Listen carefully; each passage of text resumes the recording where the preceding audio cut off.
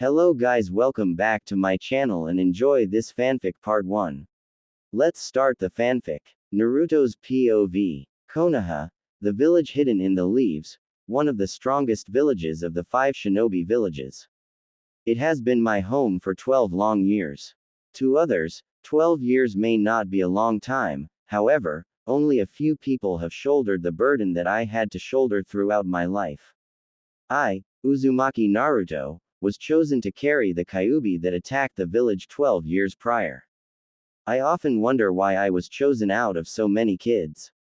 Was there no other child that the Yondaime could have placed this curse on? Why me? This is probably the only question that I want answered. It seems that we tend not to get what we want. A couple of months back, the only question that I wanted an answer to was, why was I hated by the adults so much? After Mizuki had informed me that I was the jailer of the strongest of the yokai, it all became clear. The stares, the remarks, were all because of what they thought I was. It seems that the kids in my age group followed their parents' lead by treating me like I was nothing. The pranks, the loud, and brash attitude that I displayed was a cry for attention. All I ever wanted was for people to acknowledge my existence.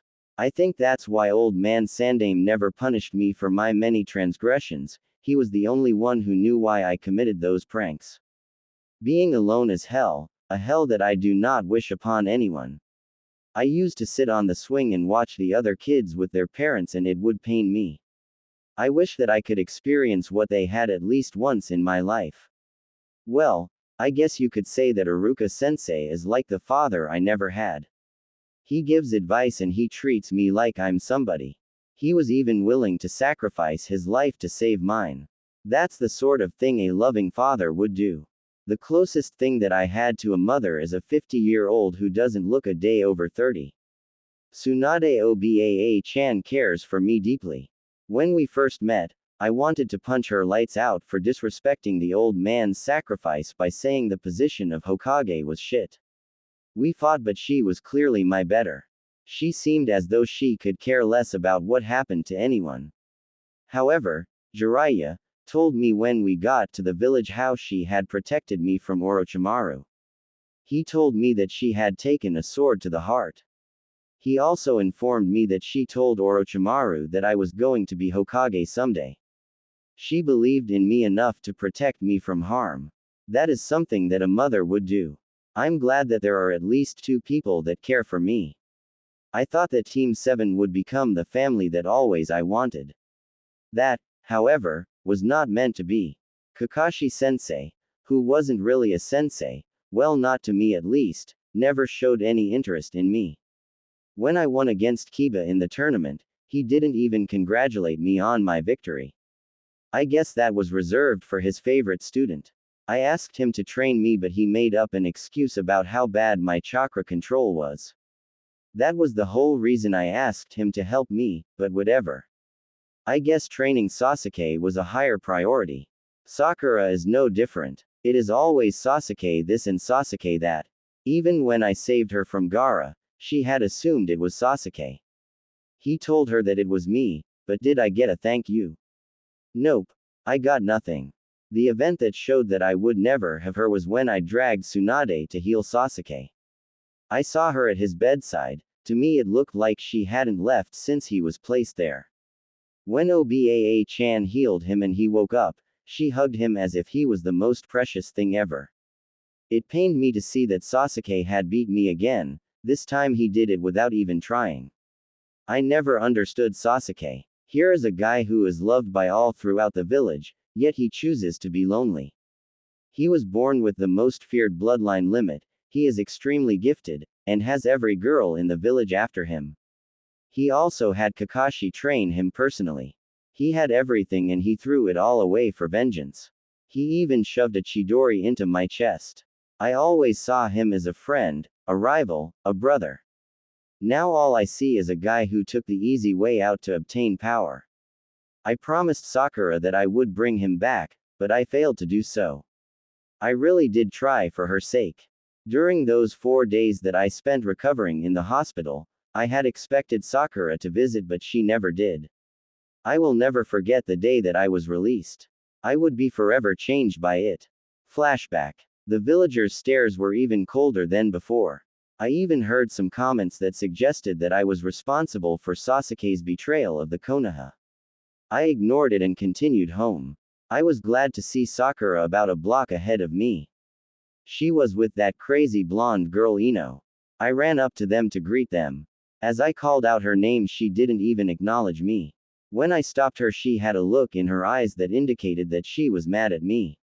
I just smiled. Hey, Sakura-chan. She responded. What do you want, Naruto? I looked down because of the guilt of not fulfilling my promise. Sakura-chan, I'm sorry that I couldn't bring Sasuke back. Her response was something that I had not expected. Sorry. Sorry that you couldn't keep your promise. No, Naruto, I'm sorry for believing that a dead last like you would bring back Sasuke-kun. Sakura-chan, I really tried but. Tried? Yeah, right. You didn't try. Why would you try to save Sasuke?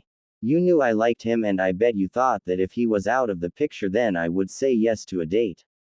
Sakura-chan, that's not true. I really tried to bring him back. Enough, Naruto. Get this through your head, I have never liked you and never will. Ino spoke in a defending tone. Sakura, I understand that you have feelings for Sasuke, but that's going too far. Not even Naruto deserves that. Sakura glared at Ino. Ino, this has nothing to do with you, so mind your own business. Ino glared at the pink-haired Kunoichi. Naruto spoke once more. Sakura-chan, no matter what I did or said, Sasuke didn't want to come back. But don't worry, I will bring him back for you. Save your promises for someone else. The only thing that I want you to do for me is to never speak to me again. I wish that it was you who left and not Sasuke. Sakura ran off. Naruto stood there feeling as though someone had told him his dog died. He felt pain in his heart. The girl he would have done anything for to protect had broken his heart. Ino looked at Sakura, who was running off into the distance, then back at Naruto. She even felt sorry for what had happened. He looked really hurt by Sakura's words, she thought. Ino spoke. You know, Naruto, I think she's just upset. No, she doesn't deserve any excuses, Ino. I thought she was my friend, I guess I was wrong. I have to go home. I guess I'll see you later, bye. End of flashback. I thought that it couldn't get any worse than that, but I would be proven wrong once again.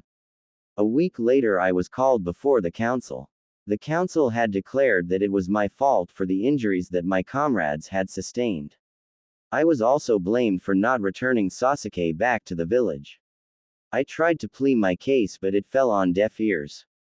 The worst I thought was going to happen was a 6-month suspension of my ninja license, but they did something that I'd never expect. I was banished from Konoha. My dream of being Hokage died that day. Jiraiya tried to plead that I had helped fend off Gaara during the Sound Sand invasion, but it fell on deaf ears once again. Oba-chan didn't have the power to go against the council and was unable to save me from this fate. The day that I was scheduled to leave, I went to Oba-chan's office. Since I wasn't going to be the Hokage, I felt that there was no reason to keep the necklace. I gave it back to her and left. I had also asked her to give Iruka back the headband he had given me. Jiraiya had offered to train me for the next 3 years, but I told him that he didn't need to. He insisted, but I declined and told him not to worry and that I would be okay. He respected my decision, but he decided to give me some scrolls with some techniques. He told me that he was leaving the village and wasn't stepping foot into it again. Ero Sennin told me where to find him whenever I wanted to learn some S-class jutsus. I left 2 days after that meeting. I could see the villagers look at me with smirks on their faces. It was fine, I was giving them what they had wanted for so long, my departure. Konoha was no longer my home. It was time for me to find a new home. I made a vow that I would become the greatest ninja ever. It's been 6 years since I was banished. During that time I met and trained with ninjas from other villages as well as samurais. When I left, I headed to Wave Country to see Tazuna and his family. I only stayed 3 months before I went to Water Country. I ran into a missing nin by the name of Saichi Kato. He was one of the 7 swordsmen of the mist.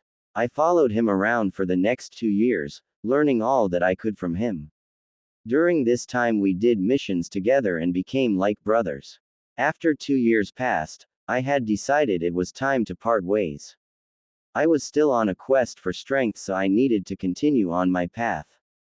My departure from Kato Sensei led me to Sea Country, where I met a samurai clan known as the Minashu clan. I had thought I had already learned all I needed about Kenjutsu, but I was wrong. The samurai took me in and trained me under the heavenly sword. Since I knew how to wield a sword, it only took me a year to master the style. By the time I had finished mastering the style, I considered myself one of the top 10 ninjas in the world. I know that sounds cocky, but I believed it to be true. The next year was spent with Jiraiya, perfecting my taijutsu and ninjutsu and taking on missions after a year of training with the Minashu. I also learned some genjutsu from the scrolls, and from Jiraiya as well. My skills had improved greatly during that time. No longer was I the dead last or the idiot. I am known throughout the ninja world as the Golden Fox. I guess I got that name due to my yellow hair and whisker marks.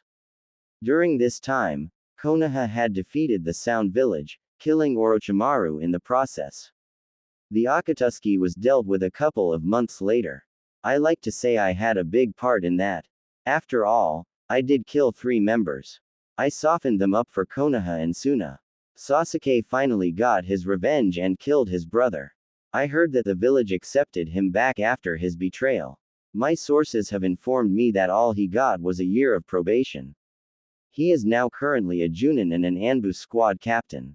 2 years after the fall of the Sound and Akatsuki, Cloud declared war on the Leaf for unknown reasons. The war doesn't concern me. I live in Sun Country now with my fiancée and her mother. I met Yumi when I was 17. I remember the day we met. I saved her from some thugs who tried to rob her and possibly force themselves on her. When I looked at her, I was mesmerized by her long brown hair, her green eyes and her shapely body. After I saved her life, she insisted that I have dinner with her and her mother, so I did. Her mother, Mai, who looked like an older version of Yumi, accepted me with open arms. From that day Yumi and I were always together. Peaceful as things were, I knew it wouldn't last for long. It never does. Outside of the greenhouse made of wood, with a farm in the back, sitting in a chair on the porch, with Yumi cuddled up to me, I noticed the presence of 5 people. Judging by the way they moved, it had to be ninja. I didn't alert Yumi to their presence, I didn't want her to get scared. Within a matter of seconds, 5 shurikens flew at me and Yumi. I used the Kawarimi no Jutsu. I was behind the ninja holding a kunai at the throat, but I found that I couldn't move. It was the cage main. There was only one person I knew who could do this technique. When hell freezes over, the council gasped in shock. They soon narrowed their eyes at the blonde. You kicked me out because you said I was the reason why everyone got injured in the mission to rescue Sasuke, and it was also my fault for his defection. I'm sure we all know why you really banished me. But I'm not going to get into that. As for being a shinobi of Konoha, thanks but no thanks. Inoshi spoke. Naruto, be reasonable. What about your dream? Being a Konoha ninja, you would once again have the chance to become Hokage. That dream died the day I was left to rot by this village. That day was also the birth of a new dream. And what was that dream?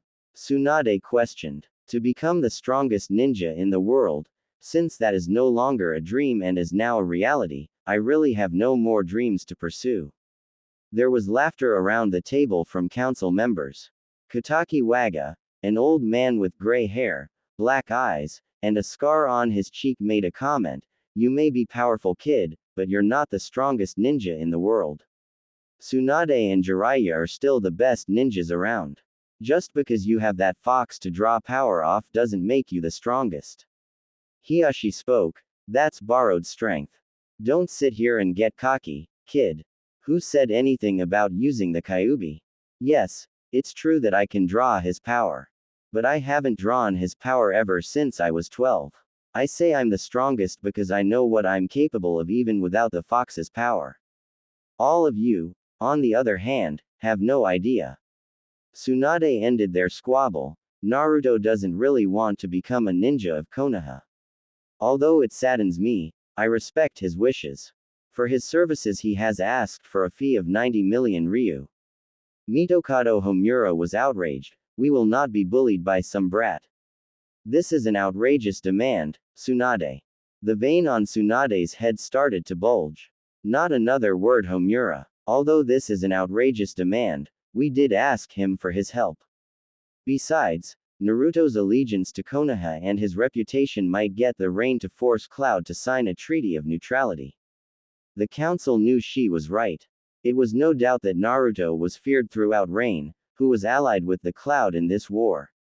They knew this was the reason Tsunade suggested that they offer Naruto to become a shinobi again. She also had feelings for the boy as well. Tsunade spoke once more. All in favor for paying for the services of Uzumaki Naruto. Everyone raised their hand. Tsunade smiled. Well, Naruto, we held up our end, so it's time you hold up yours. We will discuss the payment plan at a later date. You are to report to my office at 9 a.m. tomorrow morning, where you will be placed on a team with Chunins and Junins. Tell me who I'm working with, and what the mission is. I'd rather know now. Well, you're teaming up with 4 Chunins and 2 Junins for this mission. Tsunade replied. I asked who they were, not their ranks. For the sake of the mission, I need to know who they are and their capabilities. Tsunade leaned back in her chair, then spoke. Very well. The members of your team will be Sarutobi Konohamaru, Udon, Hyuga Hanabi, Hyuga Hinata, Haruno Sakura, and Uchiha Sasuke, acting as squad leader. Naruto stroked his chin. Why are there 2 Hyugas? Honestly, I think 1 Hyuga is enough. Hinata, in my opinion, should be adequate for this mission. The other Hyuga isn't really needed. Hiyashi's anger was visible to everyone in the council. They all knew how highly he thought of Hanabi, and for Naruto to say that he preferred Hinata over Hanabi was crazy. Hiyashi spoke. Hanabi is the best the Hyuga has to offer.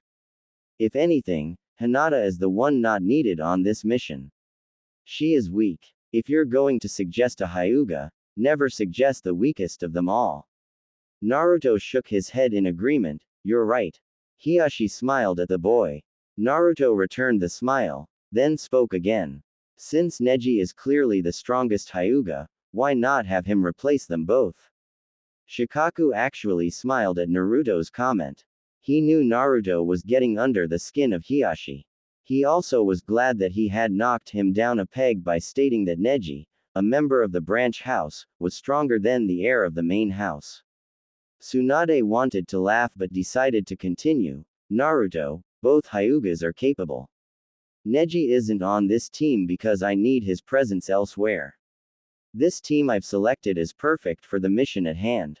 Okay, please inform me of their skills, Naruto replied. Konohamaru's taijutsu is superb. His ninjutsu is a little above average and his genjutsu is mediocre. Udon is the strategist of this team. You have worked with Shikamaru. Udon is the next best thing. All of his other skills are mediocre. Udon may be good, but I would trust a plan developed by Shikamaru with my life.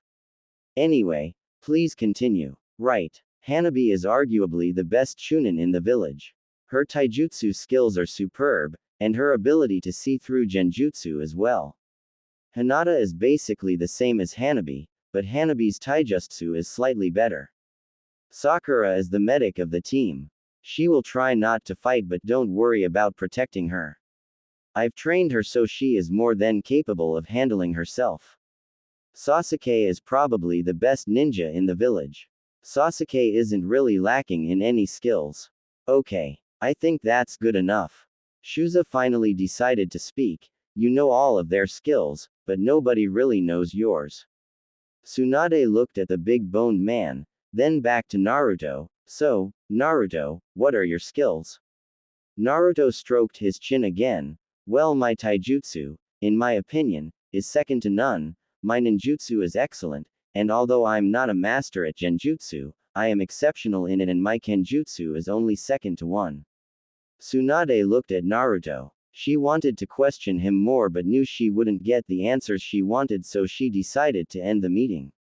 This meeting is over. Naruto, report to my office at 9 a.m. I will tell you the mission overview then. Naruto got up and left the council room. Naruto exited the building and decided to head over to the hotel where his fiancée and her mother were. However, he smelt something that he hadn't smelt or eaten in a long time. Ichiraku ramen. Naruto walked in and took a seat. The old man who ran the shop was behind the counter cooking. He heard the person come in. He didn't turn around to greet the person. Welcome to Ichiraku. How may I help you? Naruto spoke. Old man, you can start by getting your number one customer a big bowl of miso ramen. The old man turned around once he heard the guy say he was his number one customer. When he saw the blonde sitting there, he was excited with joy. Naruto, it's good to see you. This place wasn't the same without you. Well, I had no control over that. But I'm here now and I haven't had a good bowl of ramen in 6 years. Well, don't worry, this one is on the house. I'm just glad you're back. The old man said. Naruto just smiled at the old man. He was happy to be back at the stand. This place was his safe haven while living in this village. Naruto looked all over the shop but couldn't find what he was looking for. Hey, where is Ayame-ne-chan? Looking for me? Naruto turned to where he heard the voice. He saw Ayame standing by the door, which lead to the storage at the back of the shop, in her apron. She really didn't change all that much in his opinion. If anything, she looked better than what he remembered. Ayame-ne-chan, it's so glad to see you. I've really missed you and the old man. Ayame smiled. I missed you too, Naruto-kun. Anyway, what brings you back into town?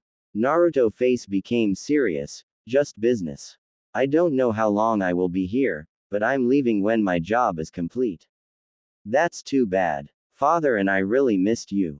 Well, Naruto, I have a lot of work to do, but please come by the shop again so we can catch up, okay? Naruto smiled at the girl. Will do. See you later, Naruto-kun. She waved and headed back to the storage area at the back of the shop. Later, Ayame-ne-chan. While Naruto was chowing down, the old man leaned on the counter. She's right, you know. Things haven't been the same since you left. I heard what happened. If there was anything that I could have done. He cut the old man off. Don't worry about it. I know you would have. Well, I have to go, thanks for the meal. Naruto got up from the chair and headed to the hotel. As he was walking, he could see the people staring at him. Not the same cold stares, those stares were out of curiousness. He figured it wouldn't be long till word got out about him. Naruto stopped and looked at the hotel. He had finally arrived. After asking the receptionist what room Yumi and Mai was in, he headed to the room. Mai was in the room next to Yumi. Naruto knocked on the door to Yumi's room. At the door stood the prettiest woman he would ever see. Hey, sweetie, she embraced him in a hug. After they broke away, they entered the room. Yumi decided to speak. Naruto-kun, are you okay? I was so worried about you. I'm fine. Anyway, what did you do in the hour that I was gone? Yumi walked to the bed and sat down. Not much really. I was waiting for you to come back so that you could show me around. I mean, if that's okay with you. She knew Naruto's history, so she didn't want to force him into showing her around. Naruto, who was leaning against the wall, walked up and sat next to Yumi.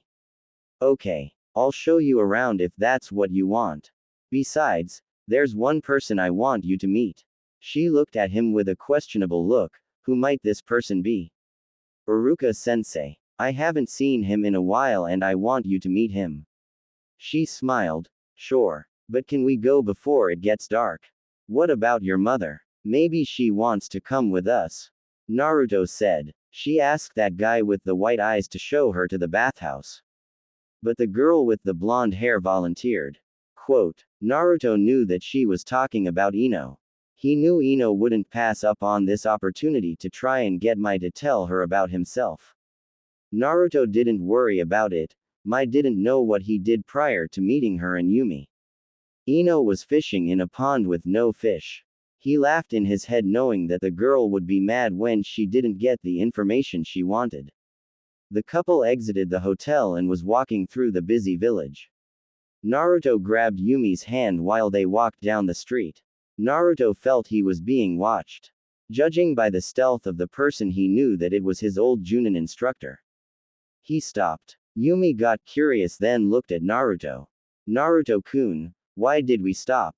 Is something wrong? Naruto looked down at the woman who was a head shorter than him. No, nothing's wrong. We're just being followed. But don't worry, we're not in any danger. With that said, Naruto turned to face straight ahead. Kakashi, Asuma, Kurenai, and Guy, you can all come out now.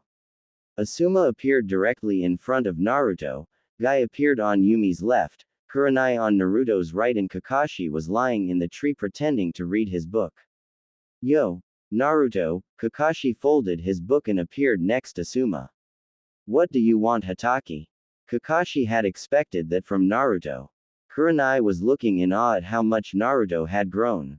She thought that if he was a couple of years older and she wasn't seeing Asuma, she would consider dating him.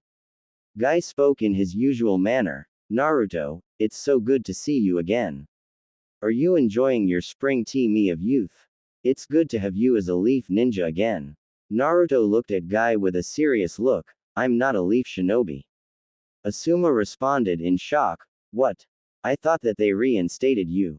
Naruto turned to Asuma. They wanted to reinstate me, but I declined. Why would you do that, Naruto? Kurenai asked. Do you actually think that I would want to be a shinobi of this village after what had happened 6 years ago? I'm not fighting for this village out of love or loyalty. I'm only here to fulfill my end of a deal. Kakashi spoke. So, what is the deal that has brought you back here? I'm being paid 90 million ryu for my services. After the job is done, I'm leaving this place, he said in disgust. Kurenai was shocked that he was being paid that much, but more shocked that the council had approved. Naruto was getting annoyed, to say the very least. Kakashi, if you don't want anything, please leave me alone. Kakashi looked at Naruto. Then he looked at the girl who was holding on to his left arm. Naruto, who's your friend? This is Yumi, my fiancé. Kurenai looked at the girl. She knew her former student was going to be crushed when she found out that Naruto was engaged. She knew how much the girl cared for Naruto and how hurt and depressed she was when he left. Kurenai remembered it had taken the girl almost a year to get out of her depression. Guy gave Naruto the nice guy pose. Naruto, you had chosen a beautiful flower to share the springtime of youth with. Thanks Guy, Naruto replied with a clueless expression. Asuma spoke. Naruto, you've made quite a name for yourself. You asked Kakashi what we wanted. Well, the reason we're here is. Naruto interjected. You're here to measure my skills. I knew that Tsunade would send somebody to test my skills. No matter, you guys won't see much. I don't intend to break a sweat. Kakashi looked at Naruto with wonder. He wondered if Naruto really came so far that he could dispatch 4 of Konoha's elites. Asuma broke his concentration. I don't think we will be that easy to beat. Naruto replied. Let's get this over with, okay. I promised Yumi that I would show her around. Kakashi decided to speak. Meet us at Team 7's former training ground. With that, all 4 Junin vanished. Naruto looked at Yumi. Walk around and have fun. I'll find you when I'm done. How long do you think you're going to be?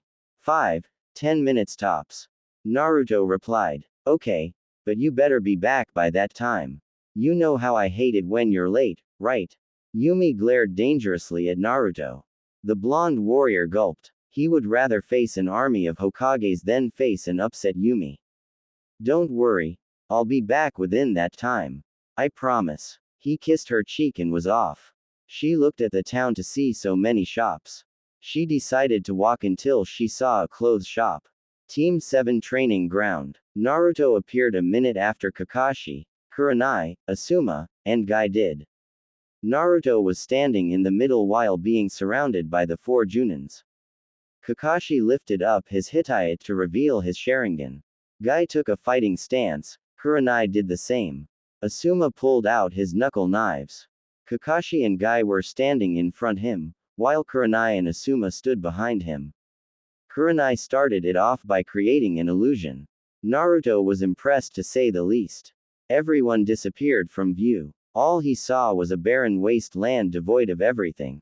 He knew his eyes were deceiving him, so he pulled a black cloth out of his pocket and covered his eyes.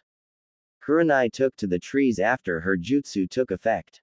She was watching and wondering why he did that. She then realized he was blocking his vision. She didn't believe he could beat the illusion by doing this.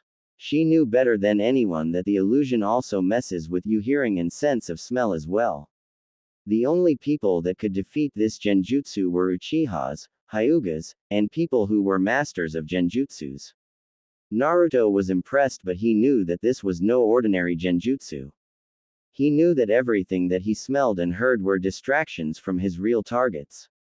But as good of a genjutsu this was, Naruto knew that this wouldn't work on him. He decided who would be the first one he would take out. Naruto vanished from everyone's sight. Kakashi realized where Naruto went. His eyes went wide. He looked at the tree Kurenai was in. Kurenai, watch out. She turned her head to face the person behind her. Black and gold would be the last thing she would see. Naruto hit her in the back of her neck. He placed his sword back on his back. He then grabbed her and leapt down to the ground where they were still watching. He laid her down in the middle of the field. That genjutsu was one of the strongest I've ever faced. But no genjutsu will be effective against me. I may not be that good at performing them, but I mastered a way to counter all of them. Since the nuisance is out of the way, let us continue. Naruto took off the blindfold. Asuma was shocked that Naruto had broken Kurenai's strongest genjutsu. How the hell did you break it?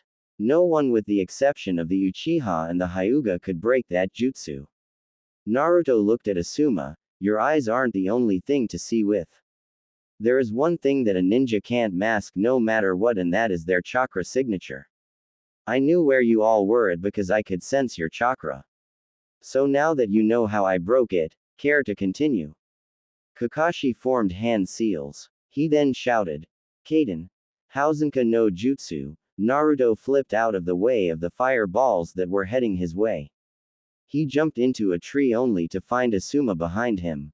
Asuma threw a kick with his left leg. Naruto side flipped out of the tree back onto the training ground. Guy appeared on his right. He threw a punch that Naruto ducked under. But before Naruto could counter, he saw two kunais heading in his direction from his left.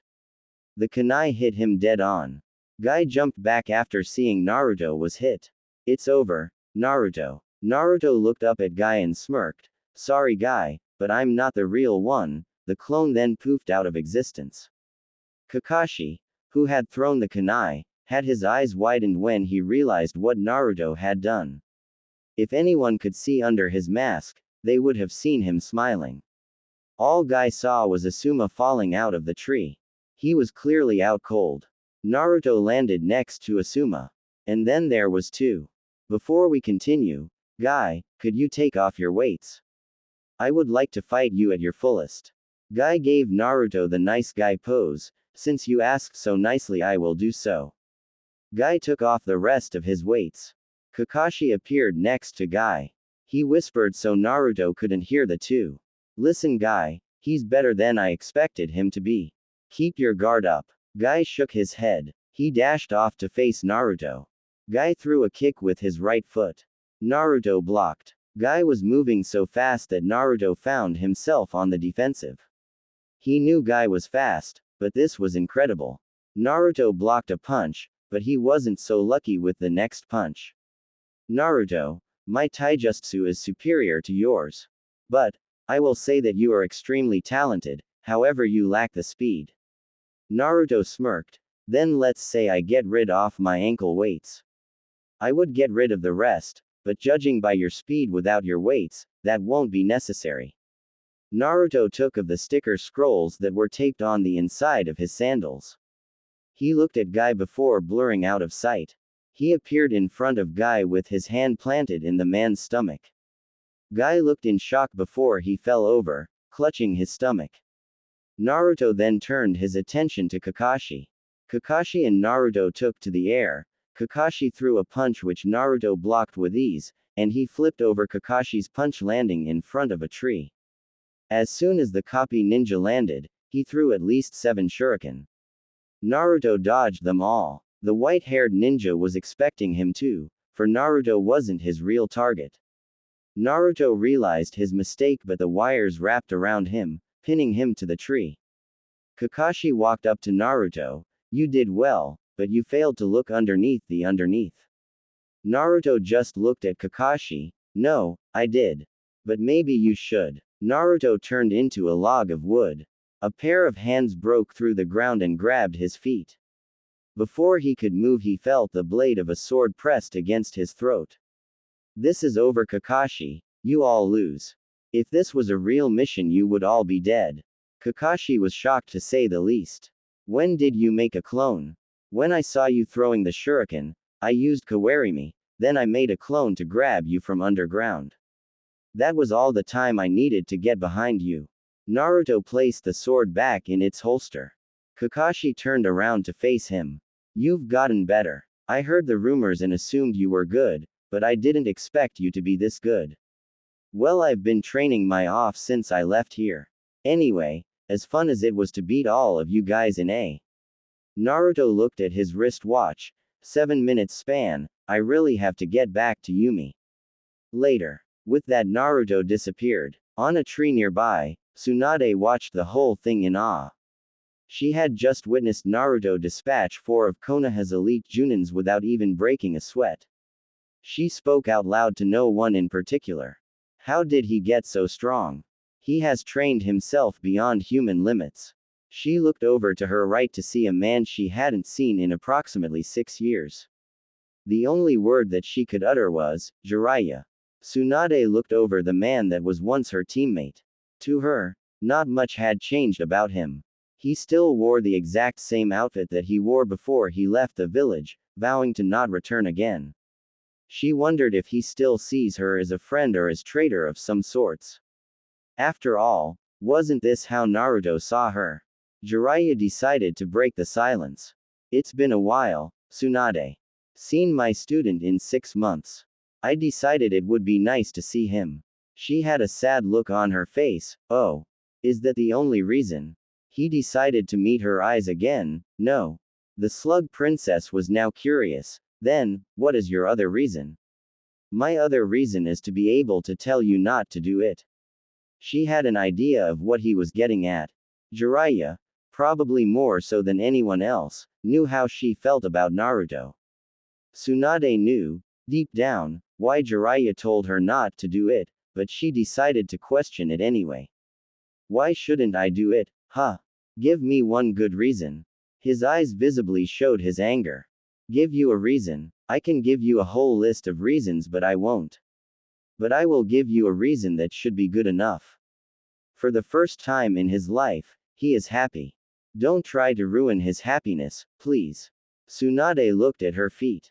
Jiraiya, he belongs home in this village. I have to try and make him see that. I just wish. The toad hermit stopped her before she could finish. You just wish that you can correct your mistake. Unlike Dan and Nawaki, where you didn't have control over the situations, Tsunade tensed up the mention of her lover and brother, you had full control over the situation with Naruto. Tsunade knew everything Jiraiya had said was right.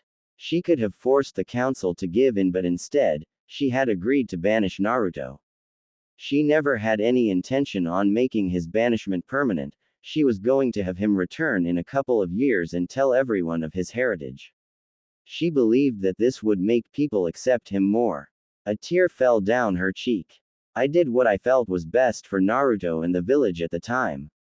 Naruto needed to get away, and I believed that in time the villagers would get over what they believed Naruto to be. I sent some of his friends to search for him after 3 years had passed. They never were able to find him because he covered up his tracks so well. I planned on telling the village of his heritage when he returned. She turned to Jiraiya with tears falling down her face freely. Jiraiya, please understand that I never wanted to hurt him. I love him as if he was my own son. He is the only reason why I have remained Hokage. My goal is to free this village of its hate. Jiraiya, I fear that I have lost the chance to make amends. It hurts because I'm the one who has caused him more pain. Jiraiya, I don't know what to do. The blonde placed her hands in her face to grieve. Jiraiya decided to jump to the branch that she was on to console her. He wrapped his arms around her and let her cry in his chest. I thought that you wanted him to serve the village because of his skills. I didn't know that you were doing this because you believed it would benefit him. Now I know what you're really after, Jiraiya stated. Tsunade looked up into his eyes. Jiraiya, how can I get him to stay? This village needs him more than ever.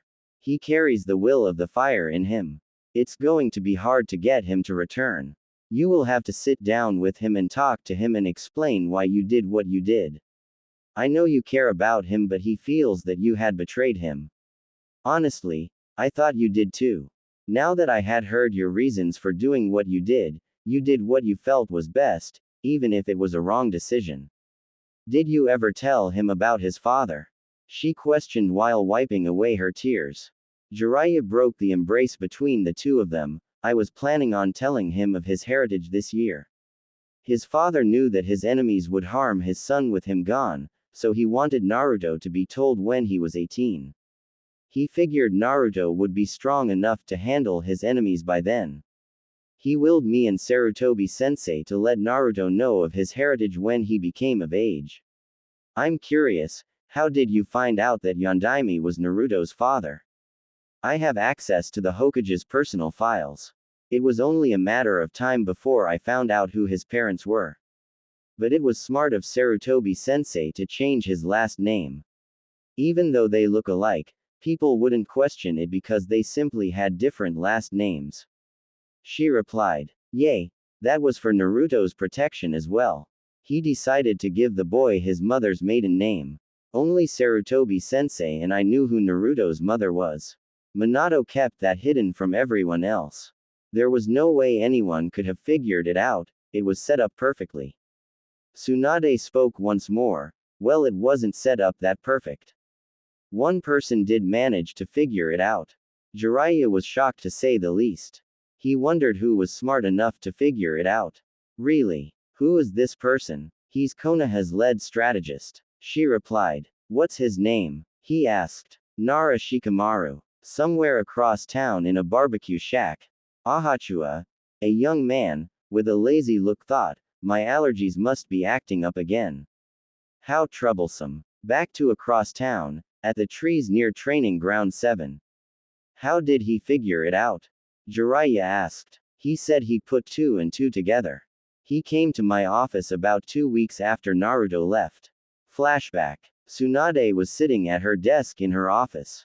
She was going over the decision she made 2 weeks ago. Tsunade's assistant, Shizune, came in her office holding a cute little pig in her arms.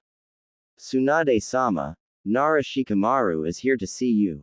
The Godime motioned for her to send him in. Nara Shikamaru stood before her in his Chunin vest. She motioned for him to take a seat. What brings you here, Shikamaru? I wish to ask you a personal question. She rested her elbows on the desk.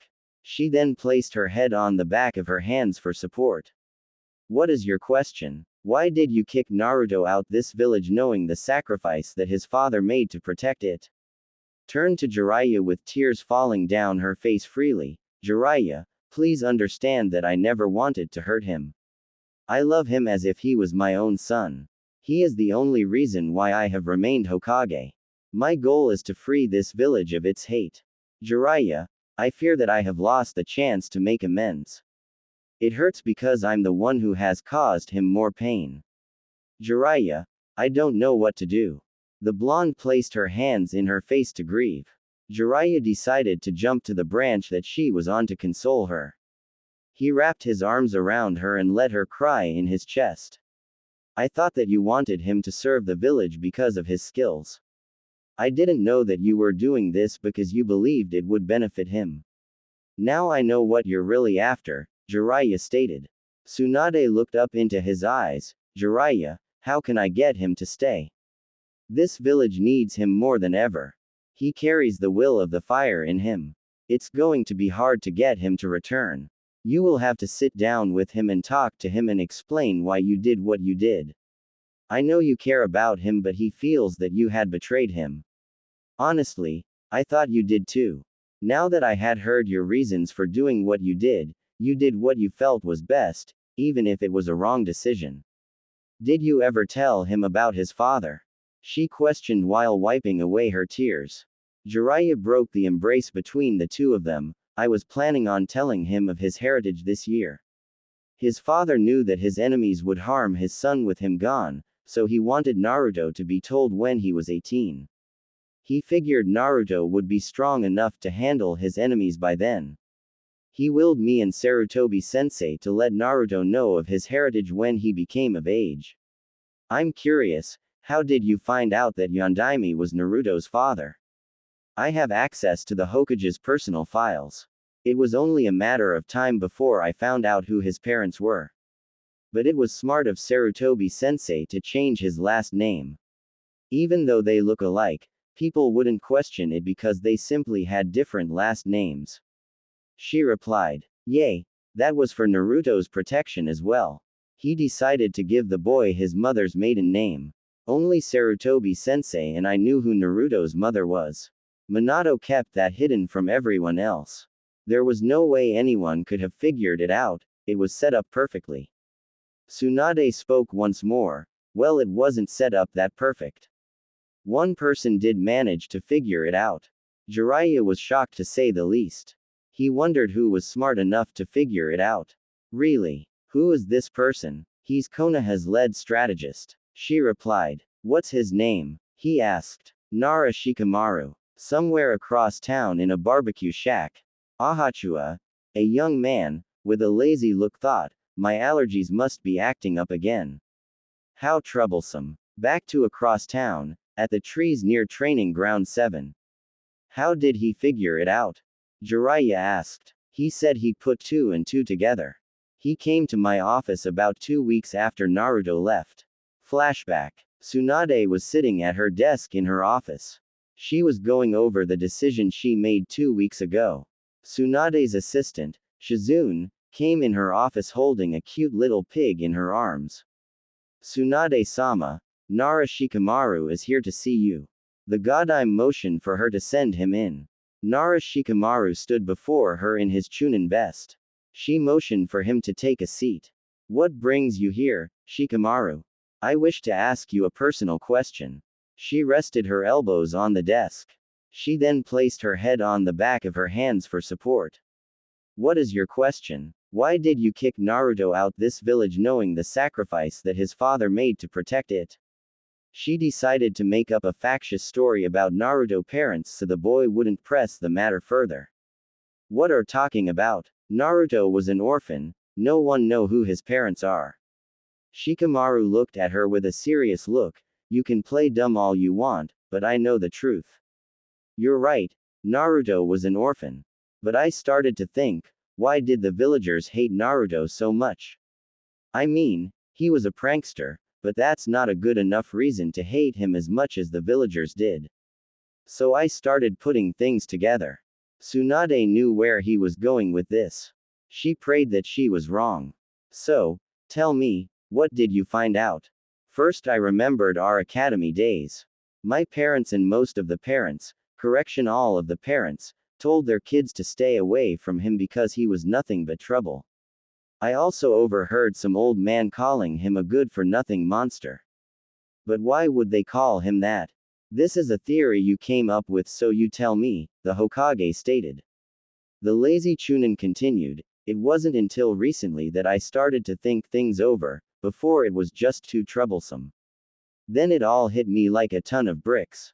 The one clue that put all of the pieces together was the fact about Naruto's birthday. It's not unusual for someone to be born October 10th, but he was born exactly when the Kyuubi attacked.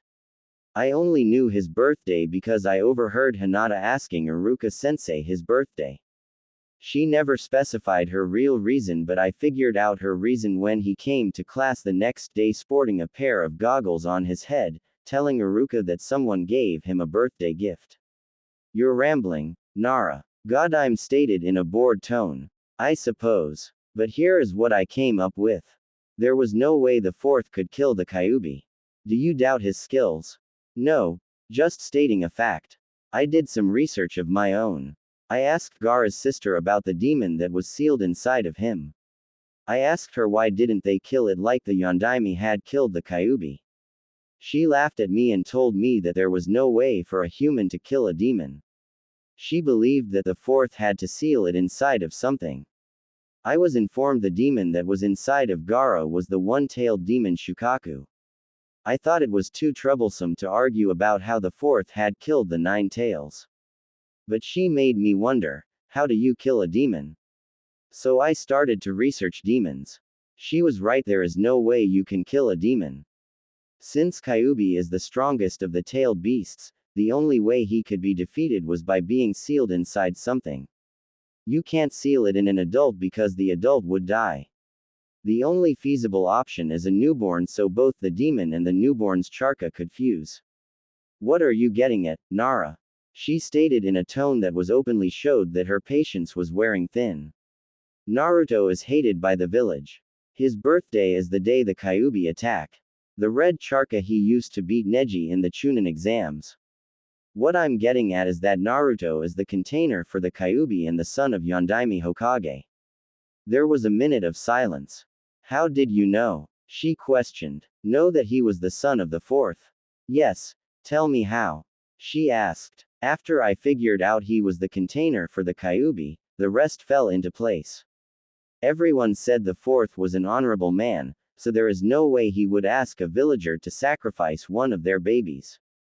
So I figured he would sacrifice his own son instead. Also, the blonde hair and blue eyes are a dead giveaway.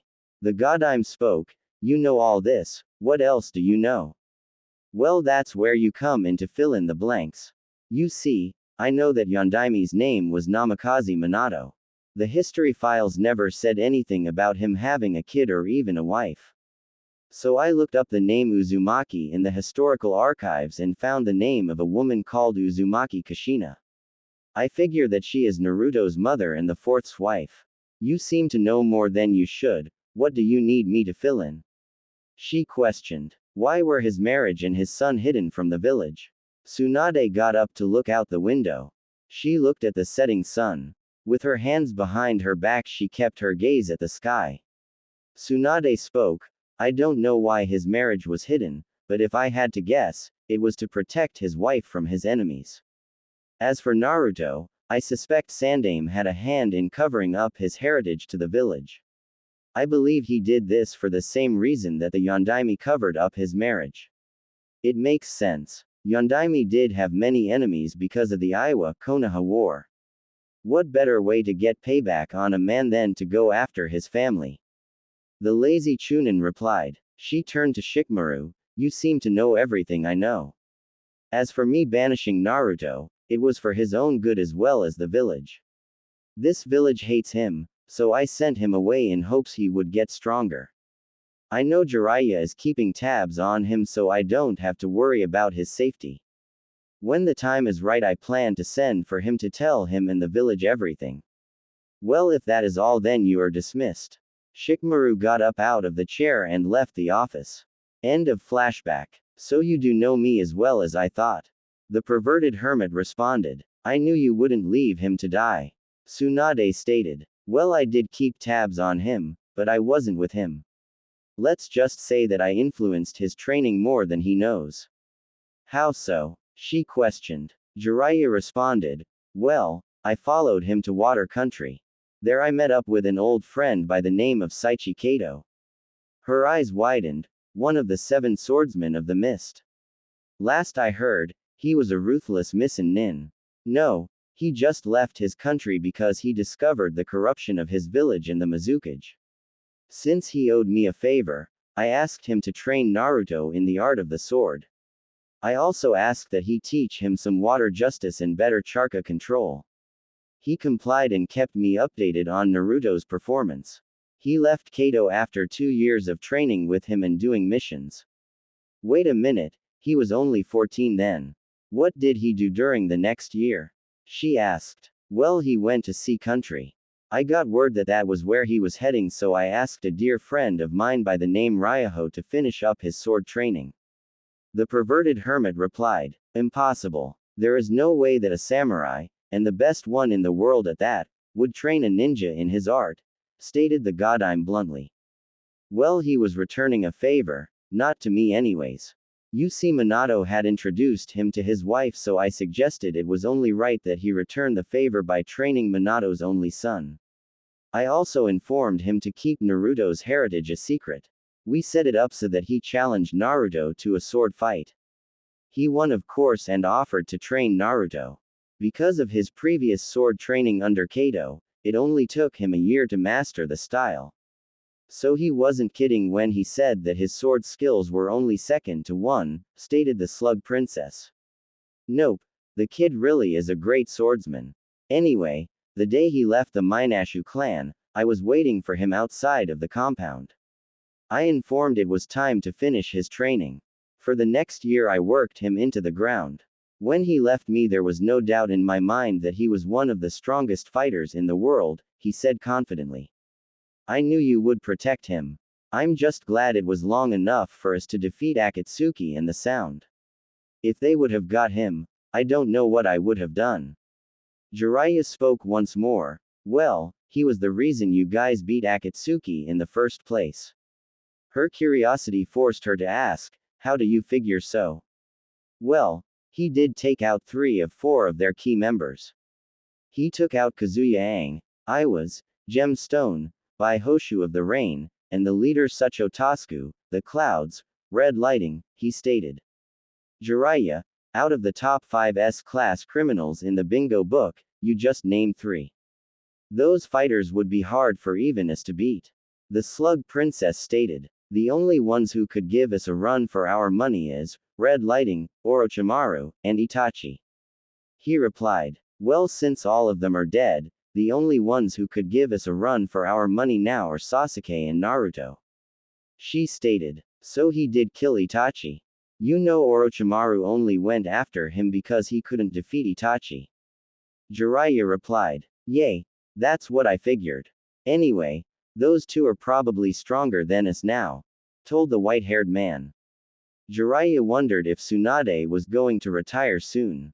He knew that she always wanted to give her position Naruto, but since he was no longer a member of the village, she wondered who she would select to be the Rokudaime Hokage. Tsunade, have chosen decided who will replace you as Hokage?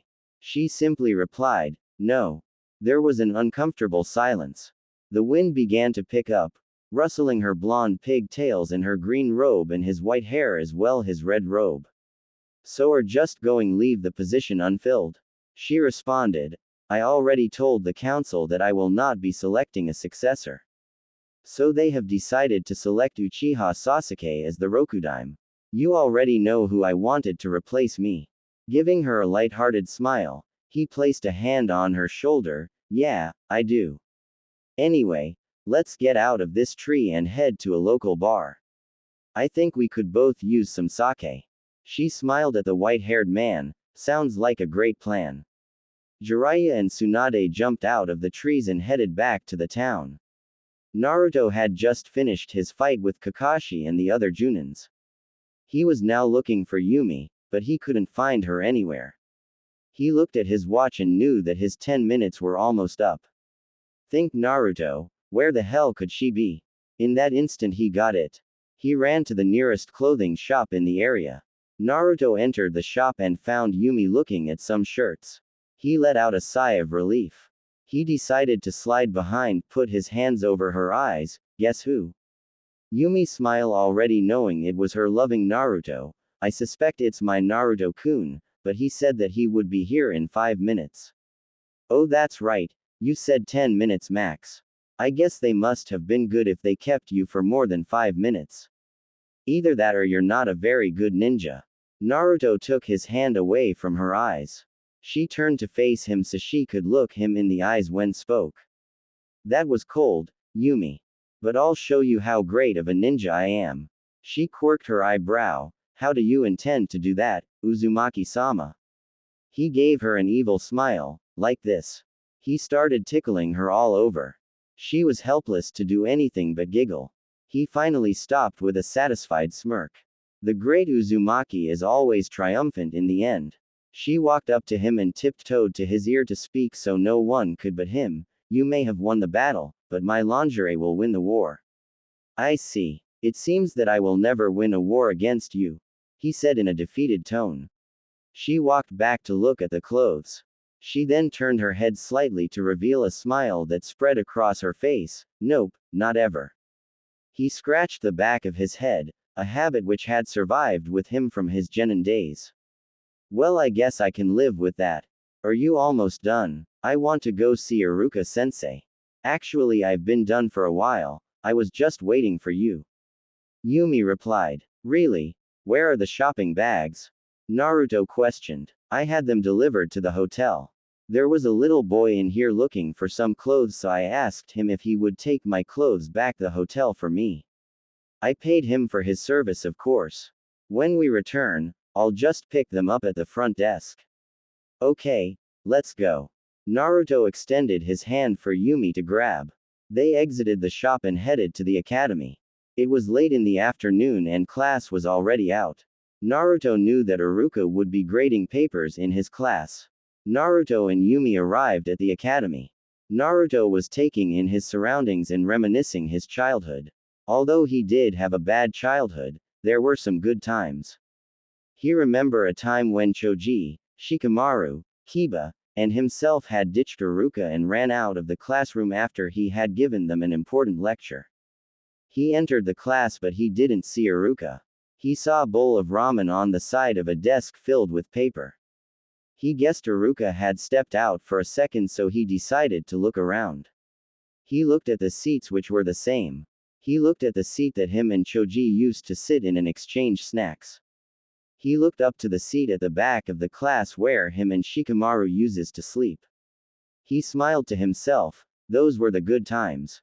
Unknowingly to Naruto and Yumi, a man with a hairstyle that resembled a pineapple and a scar lying across his nose entered the room. Excuse me, may I help the two of you? Iruka asked. Yumi turned her gaze from the window to the man who had entered the room. Naruto, however, decided not to turn around. He just closed his eyes and smiled. It's been a while, Iruka-sensei. Naruto turned around to face the man he saw as a father figure. Iruka gasped in shock. He couldn't believe the person before his eyes. After looking Naruto up and down to make sure it was him, he revealed a smile. Naruto, is it really you? The one and only, he replied proudly. Iruka and Naruto seemed to move simultaneously.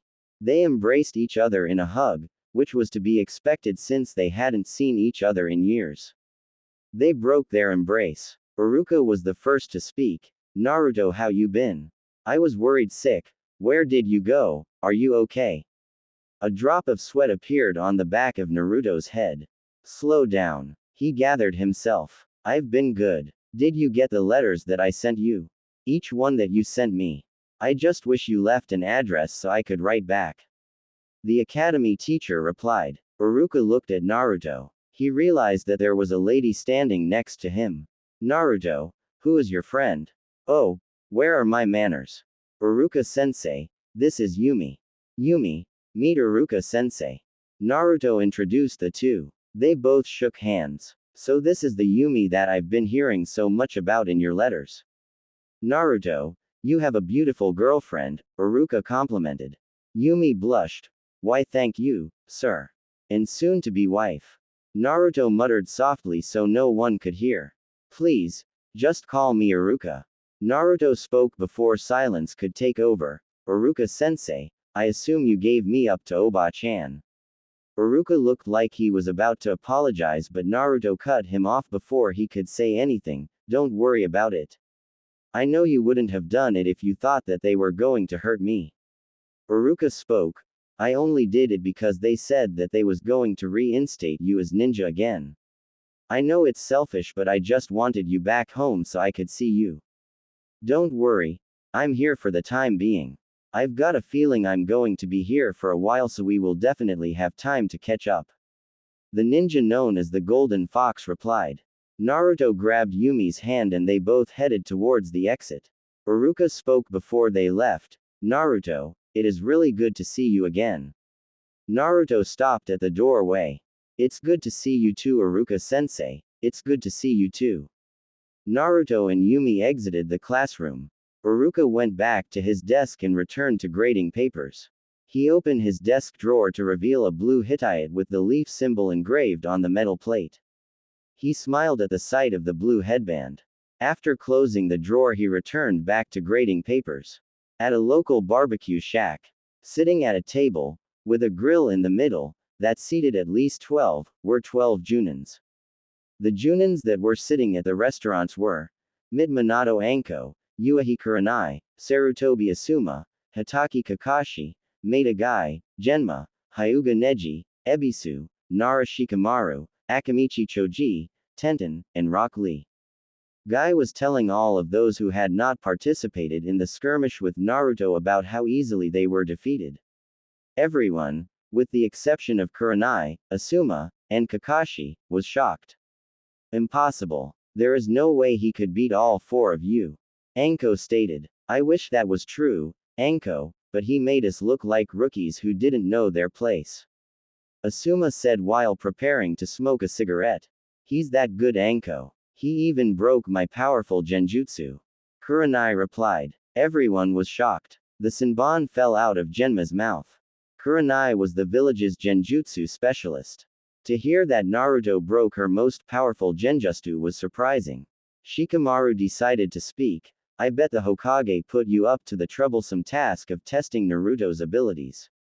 Yes, she did. Truth be told, I didn't expect him to improve that much. If I had to guess, I would say he's on par with Sasuke. Kakashi replied. Ebisu spoke. You may be right. Neji, who was sipping his tea, put it down to speak. I don't know what his skill level is now, but he most certainly improved.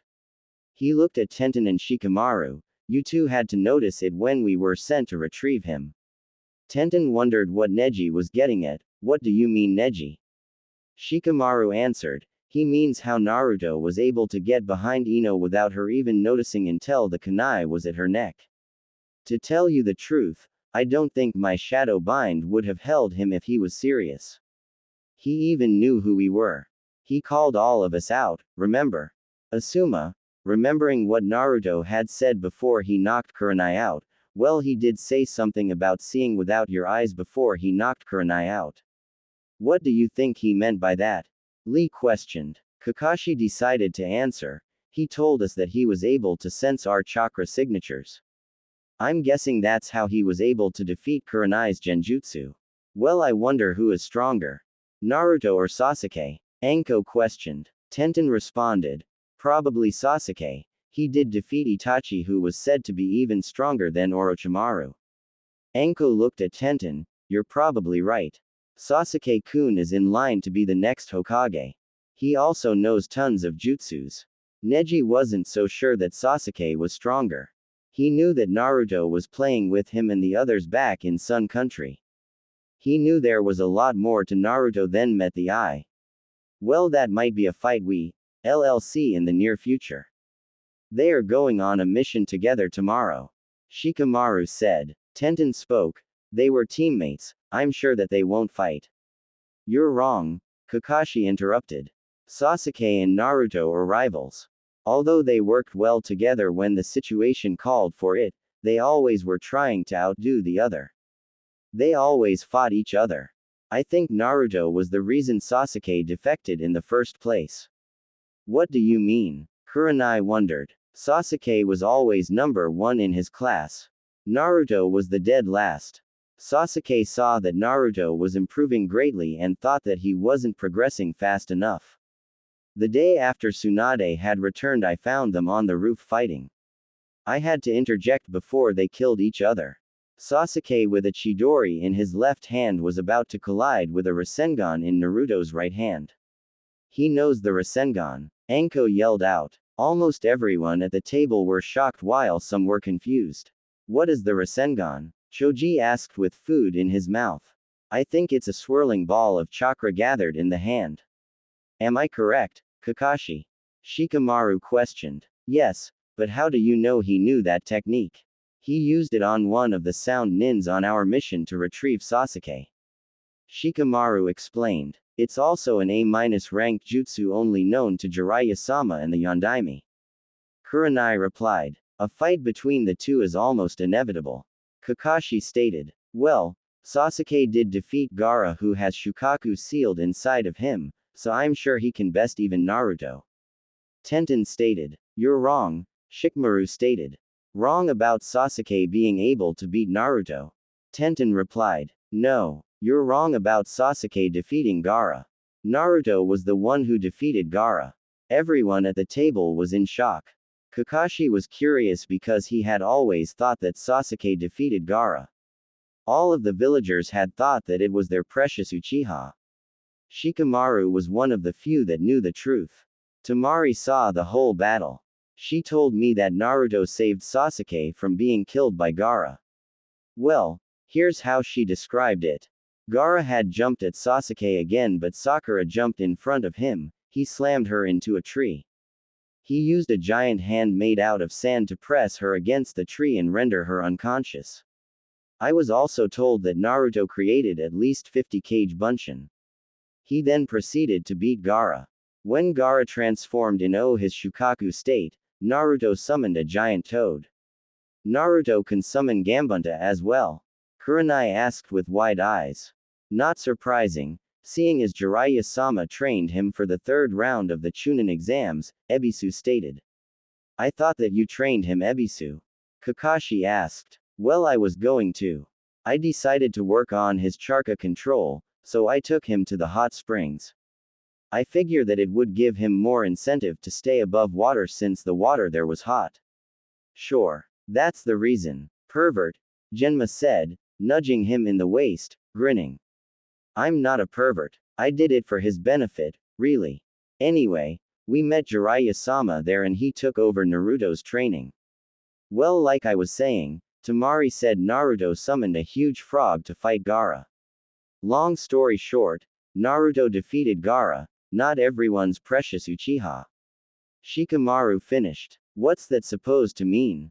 Anko asked with a little anger in her voice. Shikamaru stood up. It's too troublesome to explain. Besides, I have to hand in my mission report, so I will see you guys. Shikamaru headed to the exit. Naruto and Yumi were walking down the street. Since the sun was setting, they decided to head back to the hotel. Naruto heard a woman's voice call his name and Yumi turned around to see a brunette with clouds cover her private areas. Naruto just smiled. Yumi was furious at the woman. Until she transformed into a teenage boy with the standard uniform of a leaf chunin.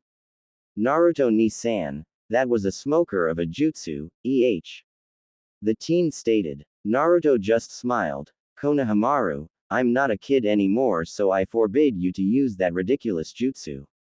Yumi was thinking to herself, that is a pathetic ninja technique if I ever see one. It's appalling to all women. That's something a pervert would use and enjoy. Good thing my Naruto isn't the category of the former or the latter. She was pleased with her husband-to-be. Naruto pumped his fist and screamed, now let me show you the ultimate orioke, sexy no jutsu ever created to man. Realizing what Naruto had said, Yumi responded with a slap to the back of his head. Baka, if I ever catch you doing something as ridiculous as that, you can forget about ever touching me again. Naruto recovered from the smack. He then greeted Konohamaru. Hey Konohamaru, how's it hanging? Pretty good bro, I heard we're doing a mission together tomorrow. It's going to be wicked awesome to work with you bro. I know you have tons of kick jutsus.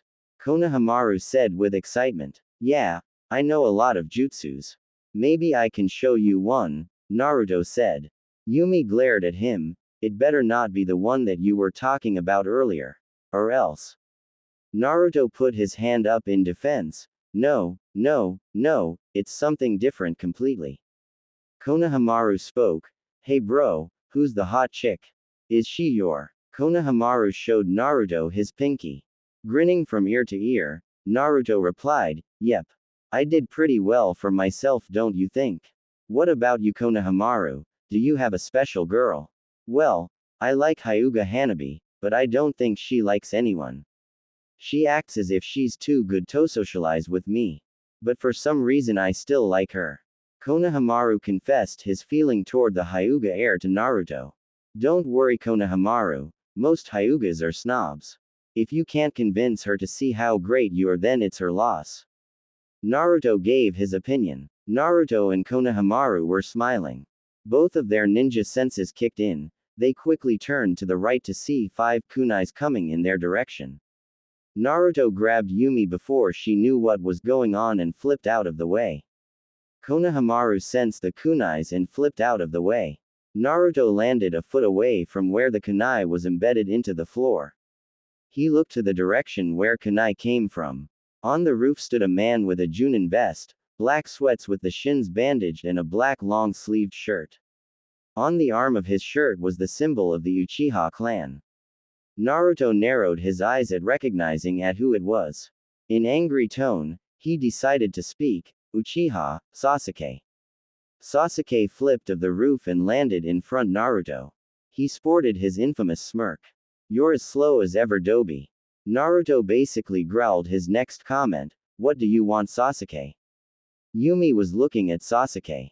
Naruto had told her about Sasuke and how they fought at this place called the Valley of the End, but he never told her details of the battle. All he said was that he lost. Just came to check out if the rumors were true. Sasuke answered. Those rumors would be that you were back in town. I also heard that you beat Kakashi, Guy, Kurenai, and Asuma. Not bad, Dobi. The Uchiha replied. Naruto was wearing a smirk. A lot has changed. No offense, but you're not even a match for me, Sasuke-chan. Sasuke's eyes narrowed. He was pissed. Naruto knew that Barb would anger Sasuke. That's exactly what he wanted.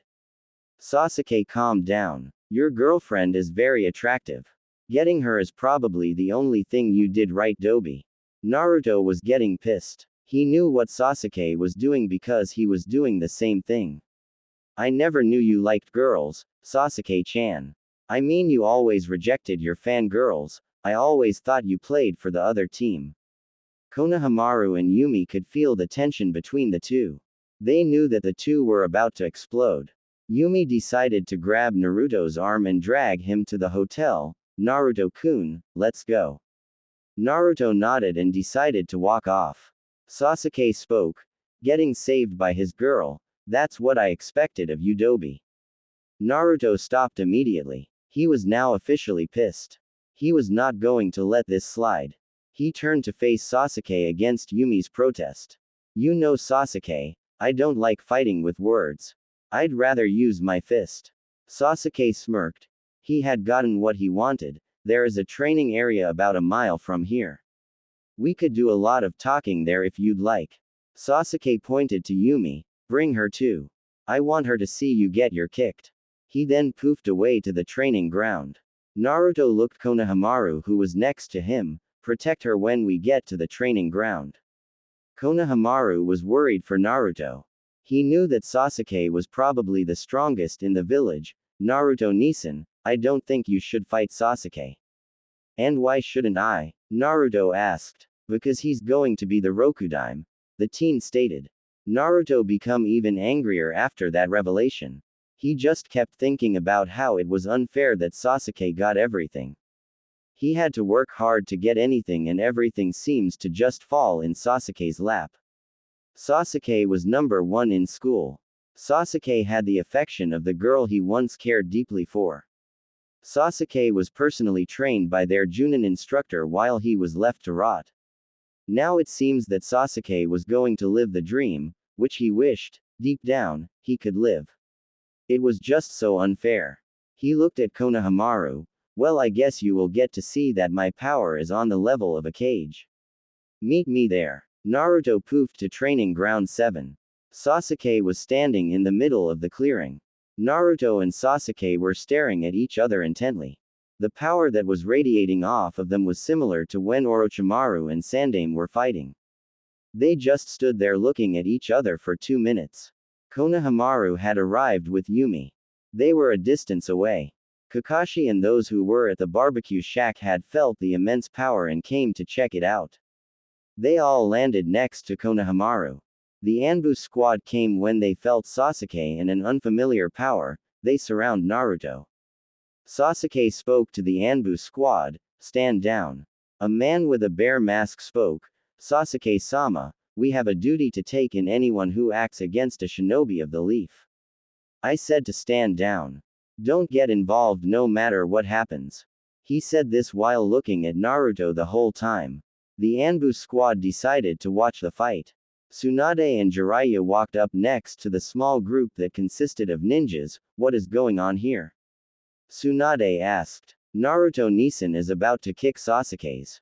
Konohamaru replied. Hanabi, who was training with Hinata, had felt the power that came from them earlier. Her and Hinata had arrived in time to hear Konohamaru's proclamation. She decided to comment on what she thought to be a ridicule's comment. "You really are a fool, monkey boy. Naruto can't beat Sasuke-sama. He's going to be the Rokudaime, no way he loses to him." Naruto looked to his left to see a lot ninjas looking at him and Sasuke. He saw Konohamaru with Yumi. She was the only person he was looking for, however he saw the one person that had broke his heart 6 years ago. His eyes narrowed when she came next to Tsunade. The pink-haired Kunoichi, known as Sakura, has not changed a bit. Granted, she got taller and her wardrobe now consisted of a red top, a beige skirt with black shorts under, and black knee-high sandals. Naruto just smiled. This was the perfect opportunity to beat Sasuke in front Kakashi, Sakura and everyone else. He turned back to Sasuke and was smiling. Sasuke was curious. "What are you smiling at, Dobi?" "Just smiling at how I'm going to show everyone how weak you really are, Sasuke." Sasuke's eyes narrowed at that statement. Naruto calling Sasuke-chan was one thing, but saying that he was a fag boy was over the line. He shifted into a fighting stance. "Then show me." "With pleasure." Naruto and Sasuke formed hand seals faster than anyone could follow, and they both yelled, "Kaden. Ruka no Jutsu." A big dragon flew from both their mouth. Both dragons collided and cancelled each other out. No one could see what happened after that due to the dirt blocking their vision. Tsunade was about to stop their battle when Jiraiya grabbed her. "Don't get involved. They have some unresolved issues that they need to settle. Just sit back and watch the show. I guarantee that we won't see a fight like this again." Sakura was looking, trying to see what was happening. Neji saw her worry, so he decided to tell her what was happening. They are engaging in a taijutsu match, neither one is getting the upper hand. When the dust cleared, everyone saw both fighters blocking the other's punches and kicks. Sasuke did a roundhouse kick that sent Naruto into a nearby tree. Everyone was looking on in amazement. Naruto rubbed his jaw. "Damn, he's good. I didn't want to do this, but I guess I have no choice." Naruto walked back the clearing where Sasuke stood in his fighting stance. "That was a nice kick. But let's stop playing with each other. How about you take off your weights and I take off mine so we can pick up where we left off 6 years ago?" Naruto complimented. Sasuke spoke in a mocking tone, "You sure that's what you want? When I take off my weights, this fight is going to be more or less over." "Just take them off already," Naruto said in bored tone. Both warriors took of their weights. Sasuke took of his wrist, ankle, and vest, which were all weighted. Naruto took off the weight tag that was in his shoes. He also took off the ones that were under his wristbands as well as the one that was under his shirt and his pants. Naruto was ready. Both warriors blurred out of everyone's sight. Kakashi was stunned. Anko spoke. "What the hell? Where did they go? They're moving at a high speed. I can follow them but barely. They are exchanging blows." Lee committed. Out of everyone, that was there only Jiraiya and Tsunade saw what exactly was happening. Kakashi, Lee, and Guy were barely keeping up with the speed. Jiraiya, who was looking at the fight intently, smiled. He knew what had just happened. Sasuke had just got kicked in his face. Everyone, except those who could follow the fight, had saw Sasuke fly into a tree. Neji smirked. Looks like the Uchiha is eating dirt. Most of the ninjas that were there couldn't believe what they had just heard. Sasuke was on par with the Godime. When the lot of ninjas and Sasuke fans saw that he was pulling himself out of the little ditch, they were surprised to say the least. Impossible. I never seen anyone who was able to lay a hit on Sasuke-sama, an Anbu guard said. Who does that guy think he is, hurting Sasuke-kun? Said a Chunin fan girl. Yumi looked at the girl. That's my Naruto-kun. This Sasuke of yours can't ever beat my Naruto. Hinata tensed up at what the girl had said. The happiness that she held regarding his return had died there and then. I should have told how I felt when we were younger. I should have followed my heart and left with him when I saw him leave that day. I just wish that. Her thoughts were cut off by the Anbu man with the frog mask, who looked at Yumi. You mean Naruto, as in the Golden Fox? She looked back at Naruto, who was waiting for Sasuke to pull himself together, the very same. Sasuke finally got up. His lip was bleeding. He wiped the blood away with the back of his hand. He smiled. The dobi got better. No matter. I'm still going to kick his. Sasuke did some hand seals. When he was finished, his right hand was holding his left wrist. The Chidori was forming in his left hand. Naruto held out his right hand to form the Rasengan. I held back last time, Sasuke. This time I won't. The promise that I made with Haruno no longer applies. You better come at me with everything you got. Sakura heard Naruto had called her by her clan name instead of her given name. She was hurt, but after what she did to him, she couldn't blame him. She just hoped that he and Sasuke didn't get hurt.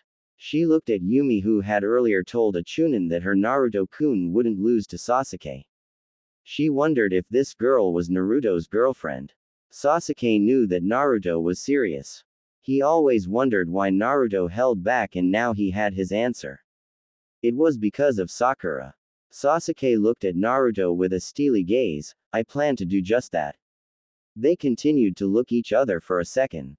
When the second that seemed like an eternity ended, they both took off at each other, armed with two of the most fearsome jutsus ever created. Everyone looked on in awe, waiting to see what happened next. Naruto and Sasuke ran at full speed towards one another. The distance, which seemed like a mile, began to close. The sound of 1,000 birds was heard throughout the area. As Sasuke ran forward, the ground underneath his Chidori began to break like glass subjected to a high pitch. Naruto's Rasengan was a perfect orb, with chakra spinning inside of it. Sasuke pulled his arm back. Naruto did the same with his right hand, both preparing to thrust forward their trademark attacks.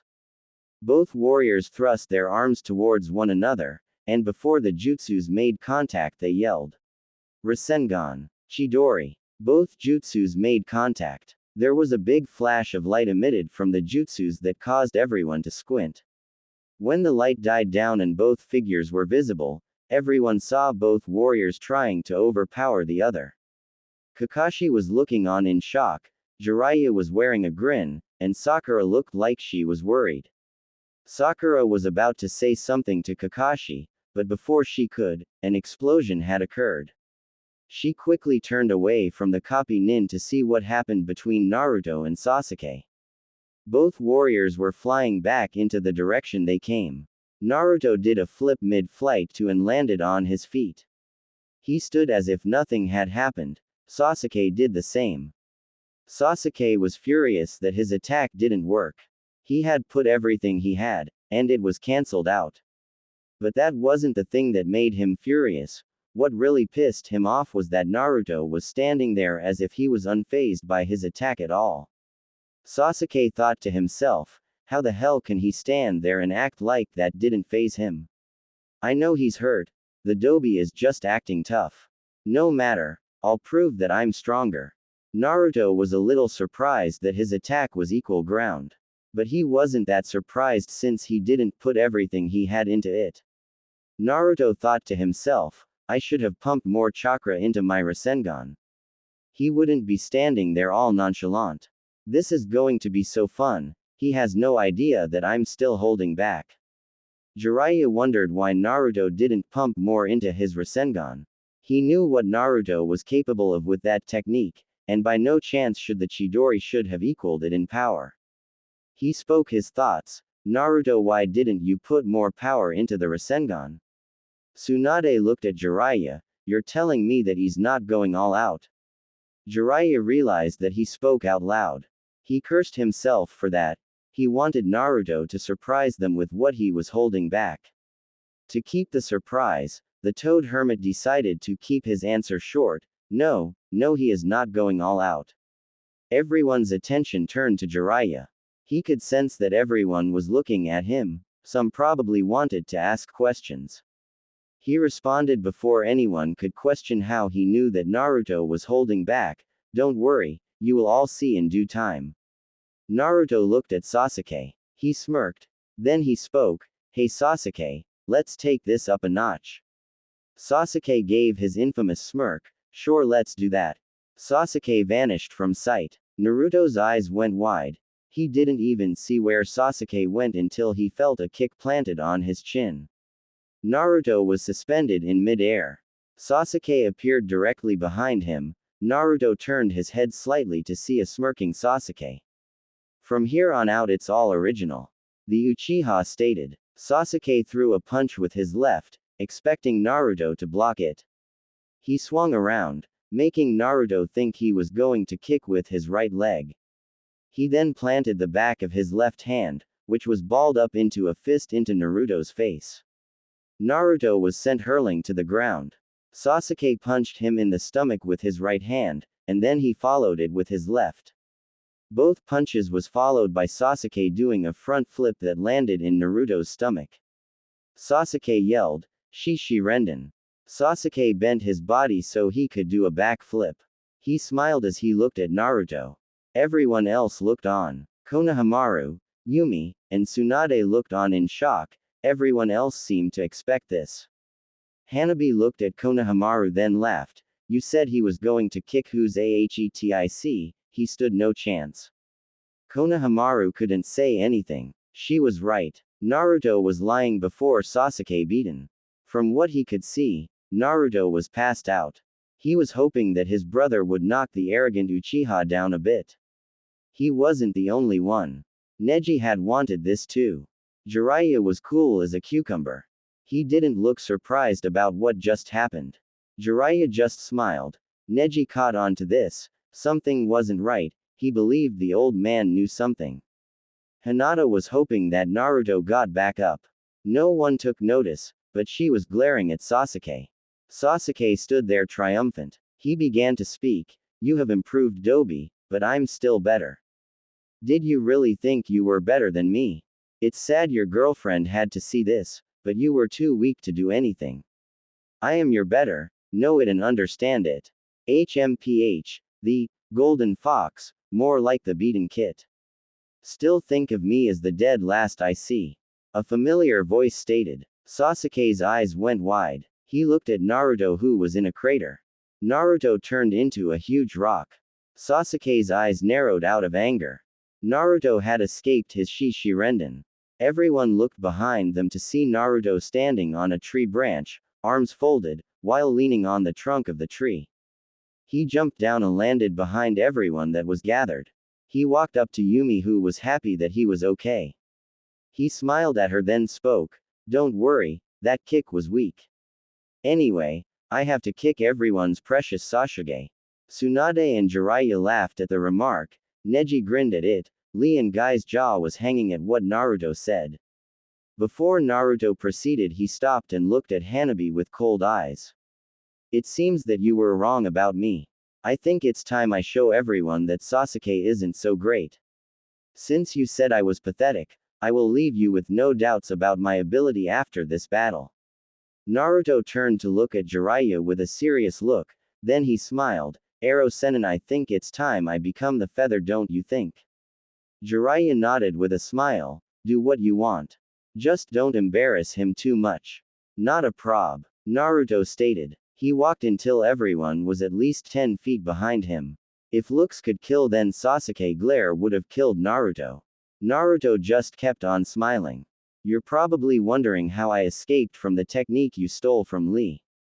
Well, it wasn't hard. When you brought your foot down to kick me, I shielded my chest area with chakra. Much like how Neji does. I then used a kawarimi with a nearby rock. And the rest is self-explanatory. Sasuke's eyes remained narrowed at the Kyuubi container. He was pissed that Naruto escaped his Shishi Renden without a scratch. He closed his eyes to calm himself. He then smiled. He still had a few aces up his sleeve, so he shouldn't get too worked up. Sasuke thought to himself, I could use the Mangekyo power. He's fast. My Sharingan doesn't have enough time to effectively counter. Wield the Mangekyo would help as long as I don't use Tsukiyomi, Amaritsu, or Susanoo. With the Mangekyo I would be able to predict his movements better and counter accordingly. The regular Sharingan couldn't keep up with his speed, but these eyes will. Naruto, you should consider yourself lucky. You're the second person who has forced me to use the Mangekyo. He opened his eyes. Naruto wondered what Sasuke had planned. He then realized what happened when Sasuke had opened his eyes to reveal the Mangekyo. Naruto got into a battle stance. His eyes now were directed at Sasuke's feet. Part of Naruto's training with Jiraiya was to prepare him to fight Itachi. He knew how to predict an opponent's movement through their feet. He knew that Sasuke could do what Itachi did to Sasuke so many years ago. Naruto, you're the second person that I have shown these eyes to, you should feel honored. These eyes are more powerful than the regular Sharingan, I hope you're ready to lose, Dobi. Sasuke confidently said. Naruto got into a fighting stance. Naruto took off towards Sasuke. When he prepared to throw a right to Sasuke's face, Naruto found that a foot was placed into his stomach before his punch could connect. Sasuke punched Naruto in the face with his left hand. He stumbled back. Sasuke flipped over Naruto, landing behind him. He then did a roundhouse with his left foot, which connected with Naruto's head. This sent him flying a distance before he hit the ground and skidded a few feet before coming to a stop. Sasuke stood in his fighting stance with an aura of superiority.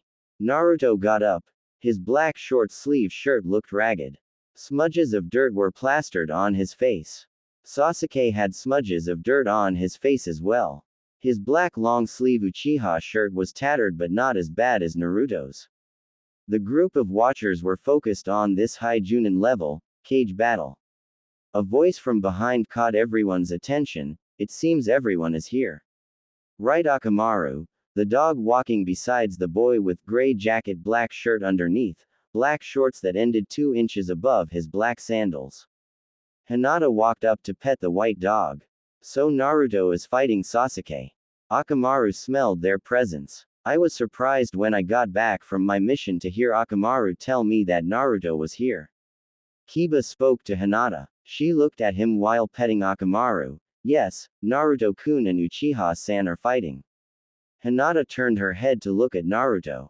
Uchiha-san is using the Mangekyo, so I don't know how he plans to win. Hinata commented sadly. Everyone heard noise near the tree Naruto was in a few minutes or so ago. They turned their heads to see Ino and Shikamaru. The two looked like they were fighting. Shikamaru, why are you complaining that I asked you to come with me here? You weren't doing anything but laying in your backyard looking at the sky. Ino stated. Coming here to see Naruto and Sasuke fight doesn't interest me. I'm sure they could have resolved these issues without me being a spectator. Ino just grabbed Shikamaru while she leapt off of the tree onto the ground. They both landed and joined the rest of the ninjas that were watching this battle. Ino looked at Sakura. She wondered what was going through Sakura's mind. Sakura, are you okay? Ino asked. Yes, I'm fine. Sakura answered. Yumi saw Ino standing by Sakura. The last time she saw the girl, she had offered to take her mother to the hot springs to relax. Yumi walked over to Ino, followed by Konohamaru. Excuse me, Ino-san, but do you know where my mother is? Ino took her attention off of Sakura to look at Yumi. Oh, my san asked that I escort to the hotel. She said she was tired. Yumi smiled at the girl. Thank you, Ino-san. Nara Shikamaru walked up next to Tsunade and Jiraiya. So how is Naruto faring? Shikamaru asked. He doesn't seem to be faring too good. Sasuke just activated his Mangekyo and he has the advantage in speed now. He's beating Naruto to a pulp, as you can see. Godime pointed out. Sasuke won't have the advantage for long. Jiraiya stated, never taking his eyes off of his student. Everyone who heard what he said turned to face him. Neji looked at the Toad Hermit. Care to clarify? Jiraiya closed his eyes and smiled. He then opened his eyes to face the Hyuga prodigy. Naruto has yet to reveal his true power. Watch, because this fight is about to get real interesting. Kakashi decided to speak to Jiraiya. Jiraiya-sama, with all due respect, how do figure Naruto isn't going all out? He looks like he's doing everything he can do to keep up with Sasuke, but he's failing horribly. Jiraiya gave Kakashi a look of disgust. You're like Sarutobi-sensei in many aspects. Always put your time and energy into the student you favored among all the others. You don't know and will never know what Naruto is capable of, because everyone believes that it's better to train a genius than someone you would have to actually put effort into training. You ignored him, pushed him to the side so you could focus on Sasuke. Your sensei never did that, Kakashi. He would be disappointed in you. Kakashi put his head down in shame. It was all true. It wasn't that he didn't like Naruto, it's just Kakashi felt that Sasuke would be a better ninja, so he decided to hone his skills instead. Hell, he even helped Sakura work on Genjutsu. The only thing he helped Naruto with was his tree climbing exercise.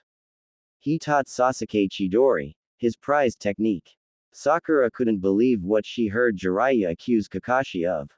Sure, Sasuke did get more attention, but that was because he had the Sharingan and Kakashi was the only one in the village who could train him how to use it. Jiraiya-sama, Kakashi-sensei has been fair to all of us. He showed me Genjutsu. Granted, he helped Sasuke more, but that's because he had to training him how to use the Sharingan better. The pink-haired Kunoichi stated. Jiraiya looked at her with equal disgust. Yet you didn't mention what he taught Naruto. I'm not surprised, seeing as you spent most of your time focusing on Sasuke, so there's no way you would know if he trained Naruto. Sakura, you should watch this battle more than anyone. In a way, this battle has a lot to do with you. Tsunade looked at Jiraiya with a questioned look. How does this battle involve Sakura? Shikamaru decided to answer. It's because Naruto promised to return Sasuke so Sakura wouldn't hurt anymore. From what you told me, he looked at Ino. Sakura stated that she hated Naruto and she called him a dead last who should have left instead of Sasuke. He looked at Sakura. I was there when he promised that he would bring back a guy who turned on us for power, for your sake. If what Jiraiya-sama says about Naruto is correct, then you more than anyone should watch this fight. Tsunade looked Shikamaru. You only answered my question halfway. How does this involve Sakura and why should she watch? The shadow user turned to look at Tsunade with a lazy expression. I was going to answer, but it's too troublesome to explain. Tsunade gritted her teeth. Why, you little. Neji spoke before the Hokage could pound the Nara. It's obvious. Everyone turned to face Neji. Neji continued once he had everyone's attention. I was also there when Naruto made her that promise. The reason this battle has to do with Sakura is because Naruto wants to prove a point to her. And what point is he trying to get across? Ino asked. All of his life he was behind Sasuke. Everyone seems to love Sasuke and hate Naruto. He's been fighting all his life to be accepted, but to no avail. This village has never accepted him. Naruto cared deeply for Sakura. He would have gone to hell and back for her. If I know Naruto, he's going to show Sakura that he is stronger than Sasuke and not the dead last she called him. Neji turned to face Sakura. In a sick way, he's still trying to prove himself to you. Everyone turned around when they heard Naruto crash into the ground. Naruto's shirt had rips in it. Blood was coming from his lip. He picked himself up. Sasuke looked at Naruto. Naruto, give up. You can't win. You can't keep up with me. There is no way you could win. Sasuke said to his blonde opponent with confidence. Naruto wiped the blood from his mouth. He smiled at what Sasuke said. You're right about one thing, I can't win. Not in my current state at least. I wasn't expecting to do this, Sasuke, but you left me no choice. Naruto spread his legs apart until he was crouching down. His arms came together to form an X. His index finger and middle finger were the only fingers extended on both hands. Purple surrounded Naruto's body. All over his body, purple seals that looked like tattoos covered his body. All those who were looking at the fight was curious to what Naruto was doing. Only a select few knew what those seals actually meant. Tsunade's eyes were wide in shock. The same could be said for Kakashi and Guy. There's no way. But how? I thought. Guy tried to form a sentence. Kakashi couldn't even answer. He was speechless. So this is what Jiraiya was talking about. I hope Sasuke has a plan, because the Mangekyo isn't going to be enough. The copy nin thought to himself. Tsunade looked at Jiraiya. Those seals, Jiraiya. Those are gravity seals, right? He nodded his head to confirm the question Tsunade had asked. Ino was confused by the whole ordeal. Excuse me, but what are gravity seals? Guy spoke. It's no surprise, no one has used them in over 20 years. Gravity seals are seals that are placed on the body. A seal master paints them on the person who requests to have them, or if the person is a seal master, he can draw the seals on the visible part of his body. Seeing as Naruto has it all over his back, a seal master did the procedure for him. To answer your question, gravity seals are like weights but much better. Using a hand seal, that's formatted to the seals, a person could increase the gravity of the seals. They affect the whole body, whereas the weights that Lee and I wear only targets certain muscles. Imagine this, if you will. If the gravity was to elevate, it would feel heavier, making it harder to move as fast we normally would. Doing this constantly, you would get used to the gravity until it felt normal to you. Now going back to the gravity before adapting to the gravity of the seal, your strength and speed would increase exponentially. Kakashi got over his shock. The last person who was capable of creating a gravity seal was the fourth. Well, he was the last person in this village anyway. He turned to Jiraiya, who created the seals for Naruto. Tsunade answered. Judging by the design, it was Haoito Naya, White Diamond. Guy's eyes went wide. Really? Kurenai was clueless. She had no idea who they were talking about. Guy, who is this Haoito Naya? Fuza no Okami, the seal mistress. I think that's how you say it, Guy said. Kurenai's eyes went wide. She knew the reputation of the seal mistress. Almost every ninja in her age group and up knew about the seal mistress. Her skills at seals were comparable to Tsunade's skills at medicine. Kurenai looked back at the fight. He didn't even go all out on us. He was playing with us the whole time. This kid has come a long way. Lee looked at Guy with enthusiasm. Guy-sensei, do you think that she can place those seals on me? Sorry, Lee, but I have no idea where she is. She disappeared 20 years ago and no one knows where to. But don't worry, Lee, we will have to increase your weights. He gave the nice guy pose. Lee was on the verge of tears. Guy-sensei. Lee. Guy-sensei. Lee. Tsunade cut the two men, who were embracing one another in hug. Jiraiya, did you take Naruto to see Naya? No. Naruto had the seals done while he was with Saichi Kato. It seems Kato and Naya are good friends. I even asked Naruto where she was, but he told me that part of their deal for giving him the gravity seals was to never reveal her location. All I can tell you is that those gravity seals are different than what we were used to seeing. How so? Tsunade asked. Well, for one, the gravity seals we're used to seeing had to be painted on and had to have a mark where it withdrew from, much like the curse seal. The difference is that this seal doesn't have a mark of origin. Instead, The marks aren't visible. They're only visible because Naruto has deactivated them, and in minute they'll fade to match his complexion. When he activates them again, the purple marks will appear again, but they will fade all the same. You only see the marks when he activates and deactivates the seals. So as Jiraiya had finishing explaining how the seal worked, Naruto's seals disappeared. Jiraiya continued to watch Naruto finish the process of releasing the seals. The process is complete. Naruto, who was glowing purple, positioned himself to stand upright again. The purple glow had receded, as well as the seals. Naruto went through hand seals faster than anyone could see. Doro Numa no Justu, Sasuke jumped in the air when he realized the hand seals Naruto was forming. Sasuke was in the air looking at Naruto. In instant Naruto vanished from his sight. You certainly move fast when you're in danger. Sasuke heard a voice from behind him. He was shocked at the speed Naruto moved at. Not even his Mangekyo, the ultimate Dojutsu, could follow his current speed. Naruto did a roundhouse kick, sending Sasuke to the ground.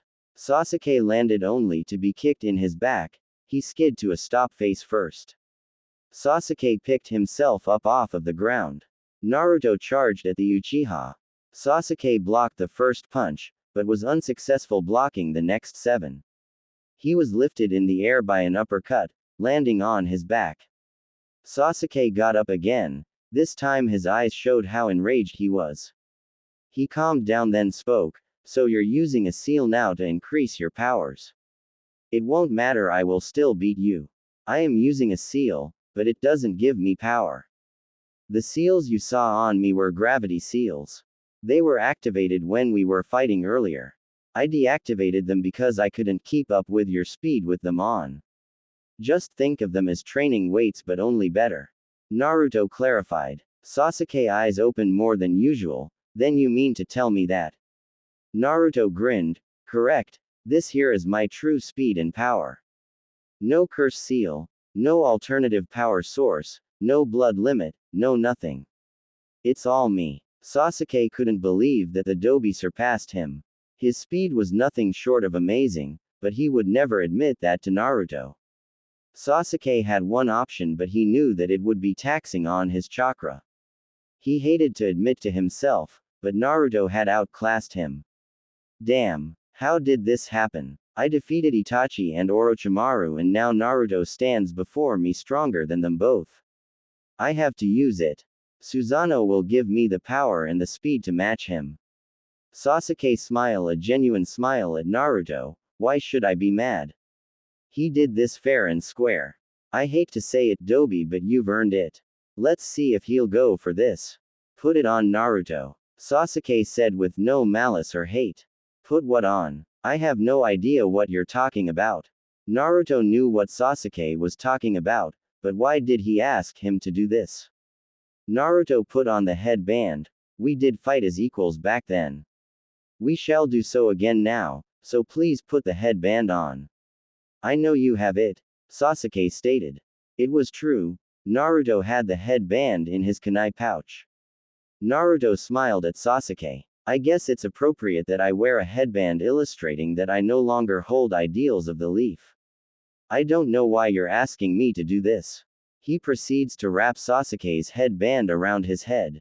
Because you're strong. Sasuke gave Naruto a serious look, and you once said that the headband represents we fight on equal ground. I know you were conscious when you knocked me out last time. Why didn't you kill me? Naruto asked. Killing my best friend is something I could never do. I'm not my brother. I would never kill you for power.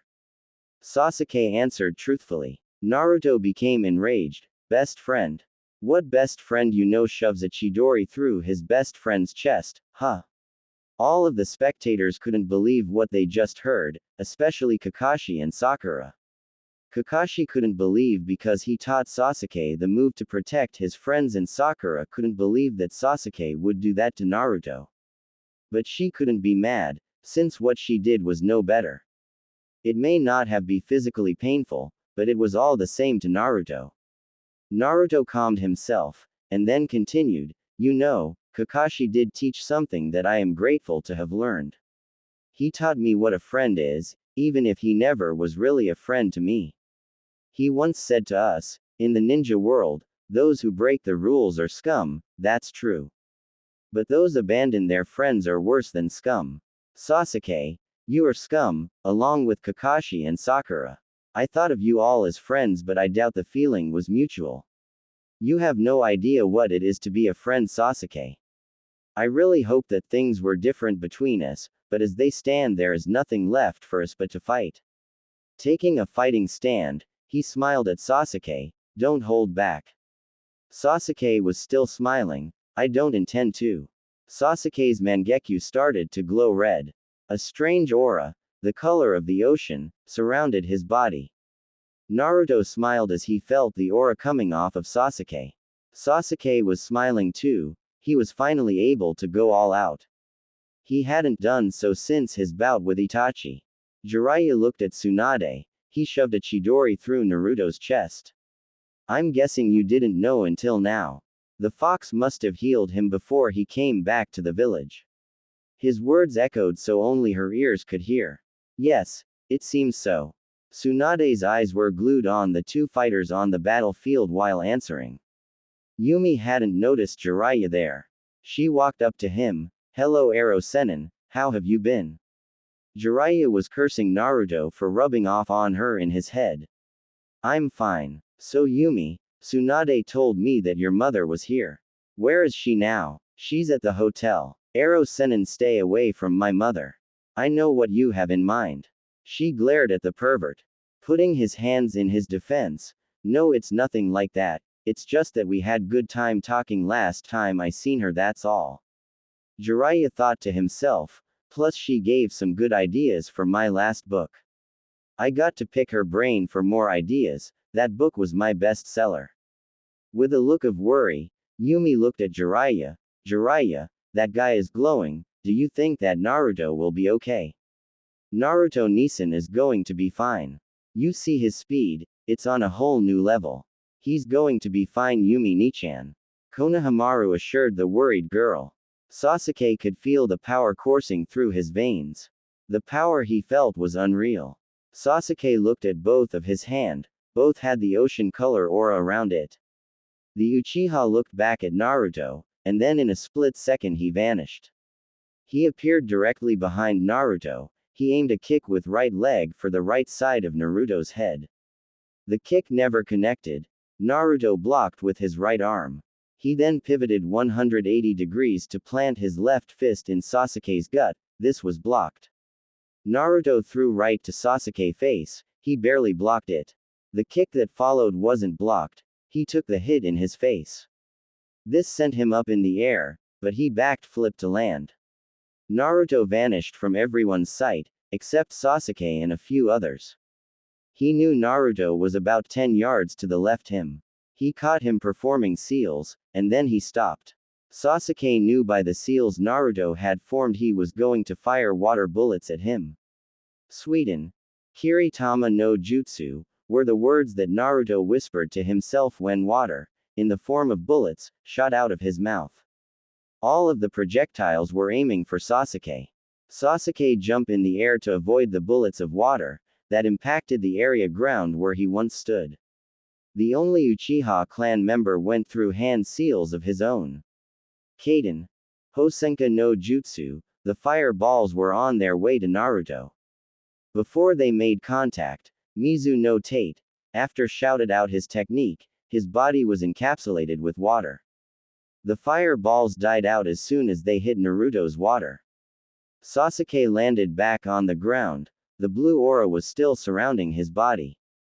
When Naruto dropped his shield, the Uchiha was preparing another technique, Raiko Dageki. Naruto found himself dodging lightning coming from the sky, that was aimed at him. Damn these lightning strikes, if my gravity seals were still activated I'd be done for. Naruto kept dodging until the technique died down. He was panting, due to the speed at which he had to dodge. You seem tired, don't tell me that's all you have. The Uchiha stated, taunting his opponent. Nope, not at all, Naruto moved too fast for almost everyone to see. He appeared in front of Sasuke. He threw a punch, which the Mangekyu wielder blocked. Both ninjas exchanged blows that were cancelled out by the other.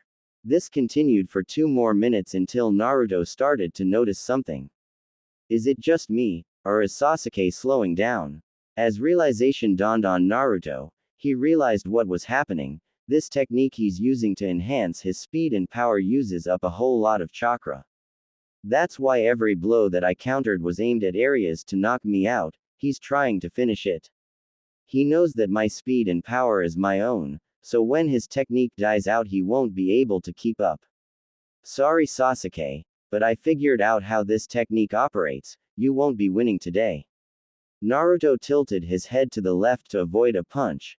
He then countered with left to the gut, a right to the face, and a roundhouse with his right that sent Sasuke to the ground. Sasuke wiped off the blood that was coming from his mouth. He then stood up again. Naruto was watching Sasuke closely. He wondered if Sasuke realized yet that this battle was over. He knew Sasuke would never admit it, but deep down he believed that he had to know. Sasuke, this fight is over. You can't beat me. Naruto said this without showing any emotions. That technique can only be used when you activate the Mangekyu, correct? He asked the question more so to himself than to Sasuke. Naruto continued to give his analysis. I see that it eats away at your chakra, which means that the technique was designed to be used to end a fight quickly. The technique was ineffective against me because my speed and power matches the power boost that you got from that technique.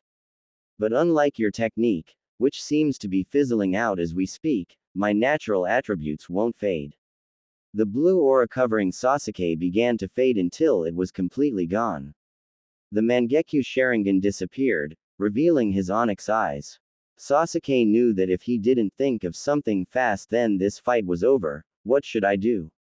If I use Amaritsu then I will drain a significant portion of my chakra. If I use the curse seal in conjunction with the Mangekyu then, no. He's still not using that power that he used in our last fight. If I use that now and exhaust myself, then he could call forth that red chakra and win this fight. Although came to him, I got it I'll use. His train of thought was cut off by a kick to the face. Naruto continued the assault on his former teammate. Sasuke was defenseless to stop him. Naruto was moving so fast that he couldn't manage time to block.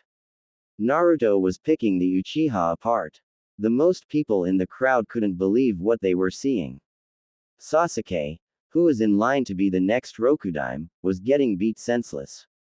Hell yeah, go Naruto.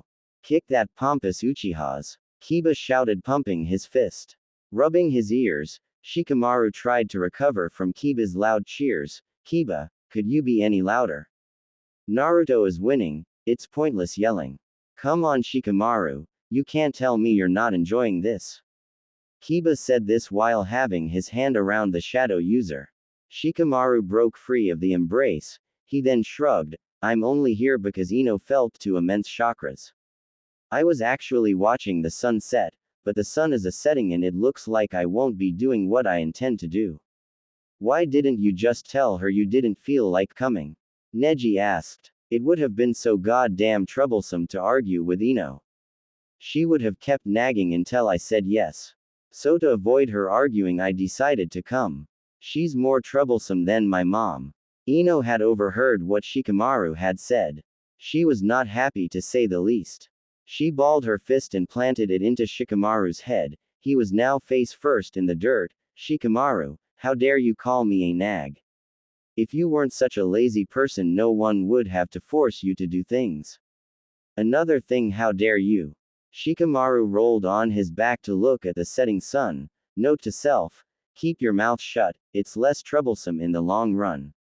Naruto was attacking Sasuke with a barrage of kicks and punches. Naruto flipped over Sasuke. When he landed, he quickly did a back flip kick. Sasuke went in 2 feet off of the ground before landing on his back. Naruto resumed his fighting stance. Sasuke got back up off of the ground. His eyes were fixed on Naruto's. Keep him focused on my eyes. That's it Naruto, and now, Sasuke activated his Sharingan, so after it went into its Mangekyu form. Naruto had no time to react, he found himself in one Sasuke's ultimate techniques. Naruto looked around. The sky was red, every object he could see was black. He looked at his hands to see it was black as well. Where the hell am I? You're in the world of Tsukiyomi. This is the ultimate genjutsu, there is no escape. I control everything here. Sasuke's voice echoed through world of Tsukiyomi. Naruto was looking around. Suddenly, he saw Iruka in front of him dead. Naruto let a tear fall from his eye. He then heard a familiar voice scream. He ran in the direction of the voice. He saw Yumi tied to a pole. When he tried to run to free her, he was frozen in place. He found himself tied to a cross. All he could do was watch as Sasuke appeared in front of him. I control everything in here, Naruto. Sasuke then turned to Yumi, and I control her life as well. Sasuke walked up to Yumi and placed the sword that he held at her throat. Please, don't. Naruto pleaded. Sasuke gave an evil grin before he slit her throat. Sasuke appeared in front of Naruto. He pointed the spot where he just slit Yumi's throat. Her dead form faded, and then she reappeared again. You will watch me kill her over and over for the next 72 hours. Also, 100 of Sasuke's appeared in front of Naruto. I will be impaling you with shurikens. All the Sasukes threw the shurikens, all hit Naruto, who screamed as they made contact. It's only an illusion, but this pain is real. Damn, how can I break this jutsu? Naruto, who was bleeding all over, smirked at Sasuke. Fox, free me from this damn illusion. Naruto hated asking the fox for favors, but the fox wasn't that bad. Well, he started getting better when Naruto became strong. He stopped calling him a weak container. So you finally want my help? You haven't asked for my help in 6 years. Ironically, it was to fight this idiot. Just break this jutsu. If I had experienced this technique before, I would have tried to develop a counter for it. Besides, I know you want to see me kick his. Naruto said to the fox. This is pretty good technique, for a human. It is very hard, near impossible for humans to counter. I will break this technique because I refuse for people to see my container as weak. The fox stated. Ah, it kinda sounds like you're worried about me. I didn't know that the king of all yokai could care for a lowly human. Naruto said sarcastically. The Kyuubi growled, damn you Yondaime. I wish I was free from this prison. If I were free, I doubt you would talk to me in such a manner. If I was free, I would feast on your corpse, I would. God damn it, just break the technique. I'm tired of hearing you would eat me if you were free. Say something new, you damn fox. Muhahaha. You got guts, kid. I'll give you that. Okay, let me break this pathetic technique of this bastard. Sasuke, wondering why Naruto was smirking at him, didn't he know that there was no escape from this technique? Sasuke was about to say something when Yumi disappeared. All of copies of himself disappeared as well. Sasuke looked at Naruto. What's going on? Smirking. I'm breaking this jutsu, that's what's going on. Sasuke tried to control this world to no avail. Sasuke started to feel hot. The world around him started to burn, flames were everywhere. He couldn't move, he was trapped in the fire. He felt the flames burn his skin. Naruto vanished from his post and all Sasuke remembered was screaming. Naruto dropped to one knee, gasping for air. Sasuke clutched his head, and then dropped to his knees the floor. Panting, he looked at Naruto with shock in his eyes. What the hell are you? Still panting, he smiled. The one who's going to kick your. I must admit that was the best genjutsu ever. But I have aces up my sleeve as well. Both warriors, who were about 10 yards away from one another, stood on their feet. Naruto was feeling the mental effects of Tsukiyomi and Sasuke was feeling pain all over. Sasuke activated his Mangekyo Sharingan again. It had faded as soon as his technique was broken. Kurenai, who specialized in genjutsu, knew that it was impossible to counter that technique. Tsukiyomi was the ultimate genjutsu. How in the hell did he counter that technique? By all accounts, he should not be fighting, he should be in a coma. I wouldn't have believed it if I didn't see it. was all Kakashi could say. Asuma's cigarette was already on the ground. He was watching the fight without saying a word to anyone because he was speechless. Now speechless was an understatement. Anko couldn't grasp how he did it. Neji was curious as well. But he didn't expect anything less from Naruto. If one thing is for sure, it's that Naruto is full of surprises. Hanabi was watching in utter shock. She couldn't believe that someone was not only standing toe-to-toe with Sasuke, but the said person was winning. Talk about shock to the system. She looked at Konohamaru and frowned. He was going to prove her wrong for once. She hated being proven wrong. The Uchiha did the hand seals necessary. His right hand was now clutching his left wrist. Electricity was visible in his left hand that was palm side down. A ring of chakra was on the ground. He stood in the middle. Naruto wasted no time forming his Rasengan. This Rasengan was different from his usual Rasengan. The inside became more a royal blue, while the outside was the color of his chakra. This time he would put as much power as possible. One thing that both ninjas knew was certain was that this attack would decide the battle. Guy looked at Kakashi. It seems that he's going to use Reikiri. Looks like he's going to go all out. Who do you think will win? I don't know. Both techniques are powerful. We'll see in few minutes, I'm sure. Naruto and Sasuke held their gazes on one another. Naruto, it seems we're back to where finished our last battle. Let's see if your Rasengan can stand up to my Reikiri, the Uchiha stated.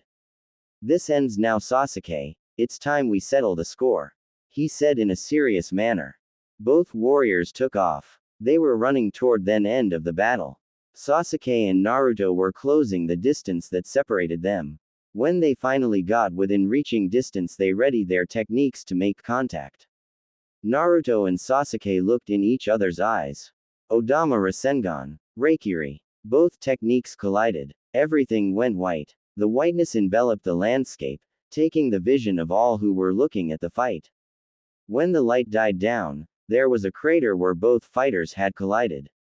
Instincts took over. Sakura and Yumi both ran to the crater. Everyone followed suit. Yumi and Sakura arrived at the crater at the same time, their eyes widened at the sight before them. Everyone reached the crater as well. The same expression came across their face when they looked inside of the crater. Inside the crater, Naruto stood over an unconscious Sasuke. His eyes were focused on the Sharingan wielder. Naruto then untied the headband around his head. He placed the headband on Sasuke's chest, then picked him up bridal style. He walked towards the crowd. When he got near Sakura and Kakashi, he laid Sasuke down. Don't worry, Kakashi. I didn't kill your prized student, I just knocked him out. He should wake in an hour or so, he said, void of emotions. He cringed when he didn't add the sensei. With the exception of Jiraiya, they looked at him in shock, but he ignored it. He walked past everyone and went straight to Yumi, who was next to Konohamaru. I think we should get some rest. Let's head back to the hotel. Yumi looked at him. He had cuts and scrapes all over his body. Sakura walked up to Naruto and smiled. Naruto, you're injured, let me heal you. Sakura went to place her hands above his arm to heal the cut, but he slapped it away. He turned away, walked off. Sakura looked as his back moved away from her. Naruto, please let me heal you. He stopped and turned around. He looked at Ino. If memory serves me right, Ino, didn't Haruno tell me never to speak to her again? He finally turned his gaze to Sakura. The only reason you want to help me now is because you feel guilty. I don't need your help. As far as I'm concerned, you're dead to me. Sakura felt as if a knife went into her heart. His words stung her. Tears were swelling up in her eyes. Naruto gave a smirk. Did my words hurt you? I'm glad now you understand how I felt.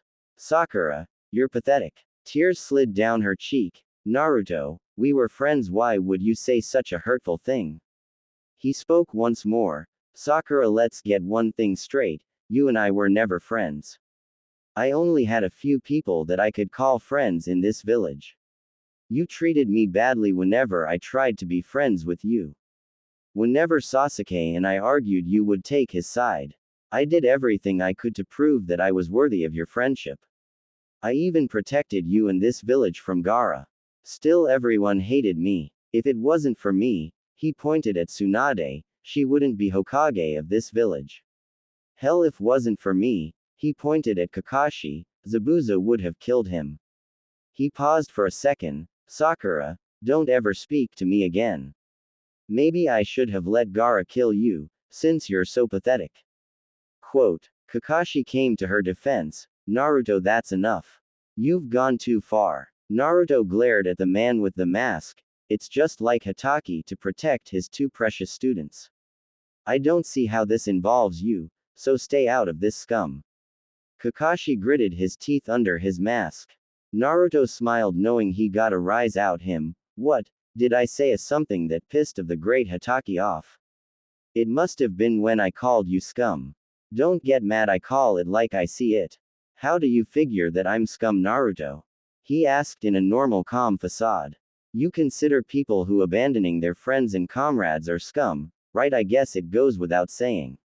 He calmly replied. Naruto spoke once more. You abandoned me to train Sasuke during the Chunin exams, when I asked for your help.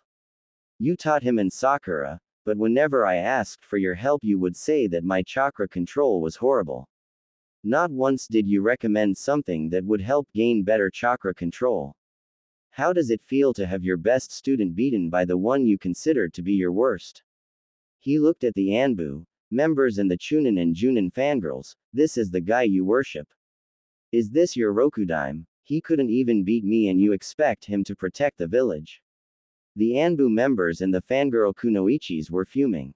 He then turned his gaze to Tsunade, your successor. So, do you believe I'm worth the $90 million Ryu since I beat the soon-to-be Rokudaime? Naruto looked at all the female Kunoichis swooning over Sasuke. He knew no matter what he did Sasuke would always have their respect. He proved that he had the strength to be Hokage, but he would never have the title. He knew that this village would never accept him no matter what. Sometimes he wondered why he didn't start his own village. He stored that thought. He might do that. Hey Hatake, when he wakes up ask him how does feel to lose to the dead last. Also, how does it feel to know that you can't beat me? Naruto was taunting Kakashi. Naruto, stop acting like an and stop being mean. Yumi said slightly mad at him. For the first time, Naruto looked at Yumi with hate in his eyes. You only know them for a minute and you take up for them. They treat me like crap and it's okay, but I speak how I feel and I'm in. No Yumi, you're in as taking up for these people who probably want you dead just for being associated with me. Naruto turned around and stormed off leaving Yumi shocked. Where are you going, Naruto? The concerned girlfriend asked. What does it matter? The words escaped his mouth in a sad tone. She turned to Jiraiya. Why is he acting like this? I never once saw him belittle someone. He always encouraged others to do their best. The Toad Hermit decided to answer. Many people in this village hate Naruto. I'm sure you know why, but we won't talk about that here. This village has done nothing to help him or make him believe in himself. True, he could have decided not to taunt everyone here, but to understand why he acts this way to most of the people here you will have to ask Naruto, Yumi. It's simple. When a person gives all they have to others and gets nothing in return, it's only natural they become cold and bitter to those they have given their all to. Everyone turned around to hear the unknown stranger speak. With his mini afro, black jacket, black pants, and black sandals, Shino had gained the attention of everyone. Tsunade looked at Sasuke. Kakashi, take Sasuke home, and everyone else go about your business. Everyone started to walk off. Konohamaru walked up to Yumi. Let me walk you back to the hotel, Yumi Nichan.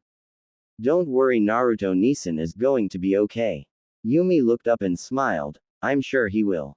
I'm sure he will. Yumi and Konohamaru walked into the direction of the hotel. Shikamaru still was lying on the ground. The moon looks nice from here. Maybe I should get home. He thought it over for a second. On second thought, I think I'll wait here for a while. I already dealt with one troublesome woman today. I don't need to hear my mom bitch about me being lazy. I don't know how my dad does it. Being whipped is so troublesome. The lazy Junin continued to look at the moon and the stars in the sky.